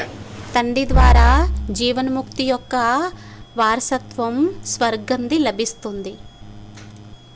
స్వర్గంది లభిస్తుంది. नाम को याद करने से పేరుని స్మృతి చేసినట్లయితే नाम भक्ति मार्ग में चलता है। పేరు భక్తి మార్గంలోని నడుస్తుందా? नाम की याद పేరు యొక్క స్మరణ స్మృతి ये भक्ति मार्ग में चलती है या ज्ञान ఇది భక్తి మార్గంలో నడుస్తుందా లేక జ్ఞాన మార్గంలో నడుస్తుందా? भक्ति मार्ग में चलती है। భక్తి మార్గంలోనే यहाँ నడుస్తుంది. क्यों बोल दिया ऐसे? ఇక్కడ ఎందుకు అనేయటం జరిగింది అలా? क्योंकि नाम जो भी पढ़ते हैं वो सब ఎందుకంటే పేర్లు ఏవైతే పడతాయో అవన్నీ काम के आधार पर पढ़ते हैं। పని ఆధారంగా పడతాయి. नाम को हमें याद करें कि ये नाम क्यों पड़ा। పేరుని మనం స్మృతి చేసినట్లయితే ఏమనంటే ఈ పేరు ఎందుకు పడింది? कोई भी भक्ति मार्ग में जो शास्त्रों में नाम पड़े हुए हैं, ఏవైతే భక్తి మార్గంలో శాస్త్రాలలో పేర్లు అనేవి పడి ఉన్నాయో असुरों के नाम हो चाहे देवताओं के नाम हो అది అసురుల పేర్లైనా దేవతల పేర్లైనా అది चाहे भगवान के नाम हो, భగవంతుడి పేరైనా उन शब्दों के नामों के गहराई में जाए। ఆ పదాల యొక్క లోతుల్లోకి వెళ్ళాలి. तो हम देखेंगे कि वो नाम उनके काम के आधार पर पड़े हुए हैं। అప్పుడు మనం చూడటం జరుగుతుంది ఆ పేర్లు అనేవి వాళ్ళ పనుల ఆధారంగా పడ్డాయి. तो नाम को याद करने से बाप द्वारा जीवन मुक्ति का वर्षा मिलेगा। అయితే పని నామాన్ని స్మృతి చేసినట్లయితే నామముని పేరుని స్మృతి చేసినట్లయితే తండ్రి ద్వారా జీవన్ముక్తి యొక్క వారసత్వం అనేది లభిస్తుంది. शिव बाबा कहते हैं శివ్ బాబా అంటారు, अभी माम एकम याद करो. ఇప్పుడు నన్నొక్కడినే స్మృతి చెయ్యండి. क्या? ఏంటి? मुझे एक को याद करो. నన్నొక్కడినే స్మృతి अब చెయ్యండి. तुम एक को कैसे याद करें? మరి మిమ్మల్ని ఒక్కరినే ఎలా యాద్ చేయాలి? ఇప్పుడు तुमने नाम तो धरा लिया त्रिमूर्ति शिव. మీరైతే పేరుని ధరించడం జరిగింది త్రిమూర్తి శివుడు అని. तीन मूर्ति शिव है तो तीन तीन मूर्तियाँ हो गई. త్రిమూర్తి శివుడు అయినట్లయితే ముగ్గురు మూర్తులు అయిపోయారు. तो एक मूर्ति को कैसे याद करें? మరి ఒక్క మూర్తిని ఎలా స్మృతి చేయటం జరుగుతుంది? है? और वो भी मूर्तियाँ మరియు అది కూడా जो है वो तीनों वतन में एक के ऊपर एक रख दिए. ఆ ముగ్గురు మూర్తుల్ని కూడా 3 వతనాలలోని ఒకరిపైన ఒకరిని పెట్టేయటం జరిగింది. तो ऊंचते ऊंच को याद करें या नीचते नीच को याद करें? అయితే ఉన్నతుణ్ణి స్మృతి చెయ్యాలా లేక నీచాతి నీచమైన వారిని స్మృతి చెయ్యాలా? ऊंचते ऊंच को याद करें ना. ఉన్నతుడైన వారిని స్మృతి చెయ్యాలి కదా. इसका मतलब जो ऊंचते ऊंच मूर्ति है దీని అర్థం ఏంటి అంటే ఉన్నతమైన మూర్తి ఎవరైతే ఉన్నారో उस मूर्ति में ఆ మూర్తిలోని तीनों मूर्तियाँ समाई हुई होनी चाहिए. ముగ్గురు మూర్తులు ఇముడి ఉన్నవారై ఉండాలి. कौन कौन सी तीनों मूर्तियाँ? ఎవరెవరు ముగ్గురు మూర్తులు? ब्रह्मा भी होना चाहिए चंद्रमा के रूप में. బ్రహ్మ కూడా చంద్రుడి రూపంలో ఉండాలి. और మరియు वैष्णो देवी भी होनी चाहिए. వైష్ణవిదేవి కూడా ఉండాలి. वो कैसे? అదెలా? ब्रह्मा सो विष्णु బ్రహ్మాసో విష్ణువు. और तीसरी मूर्ति तो है ही. మరియు 3వ మూర్తి అయితే ఉండనే ఉంది. तो तीनों मूर्तियाँ एक ही मूर्ति में समाई हुई है. అయితే ముగ్గురు మూర్తులు ఒకే మూర్తిలోని ఇమిడి ఉన్నారు. इसलिए कहते हैं त्रिमूर्ति शिव. అందువలనే అనడం జరుగుతుంది త్రిమూర్తి శివుడు. वो एक रूप हो गया. అది ఒక్క రూపం అయిపోయింది.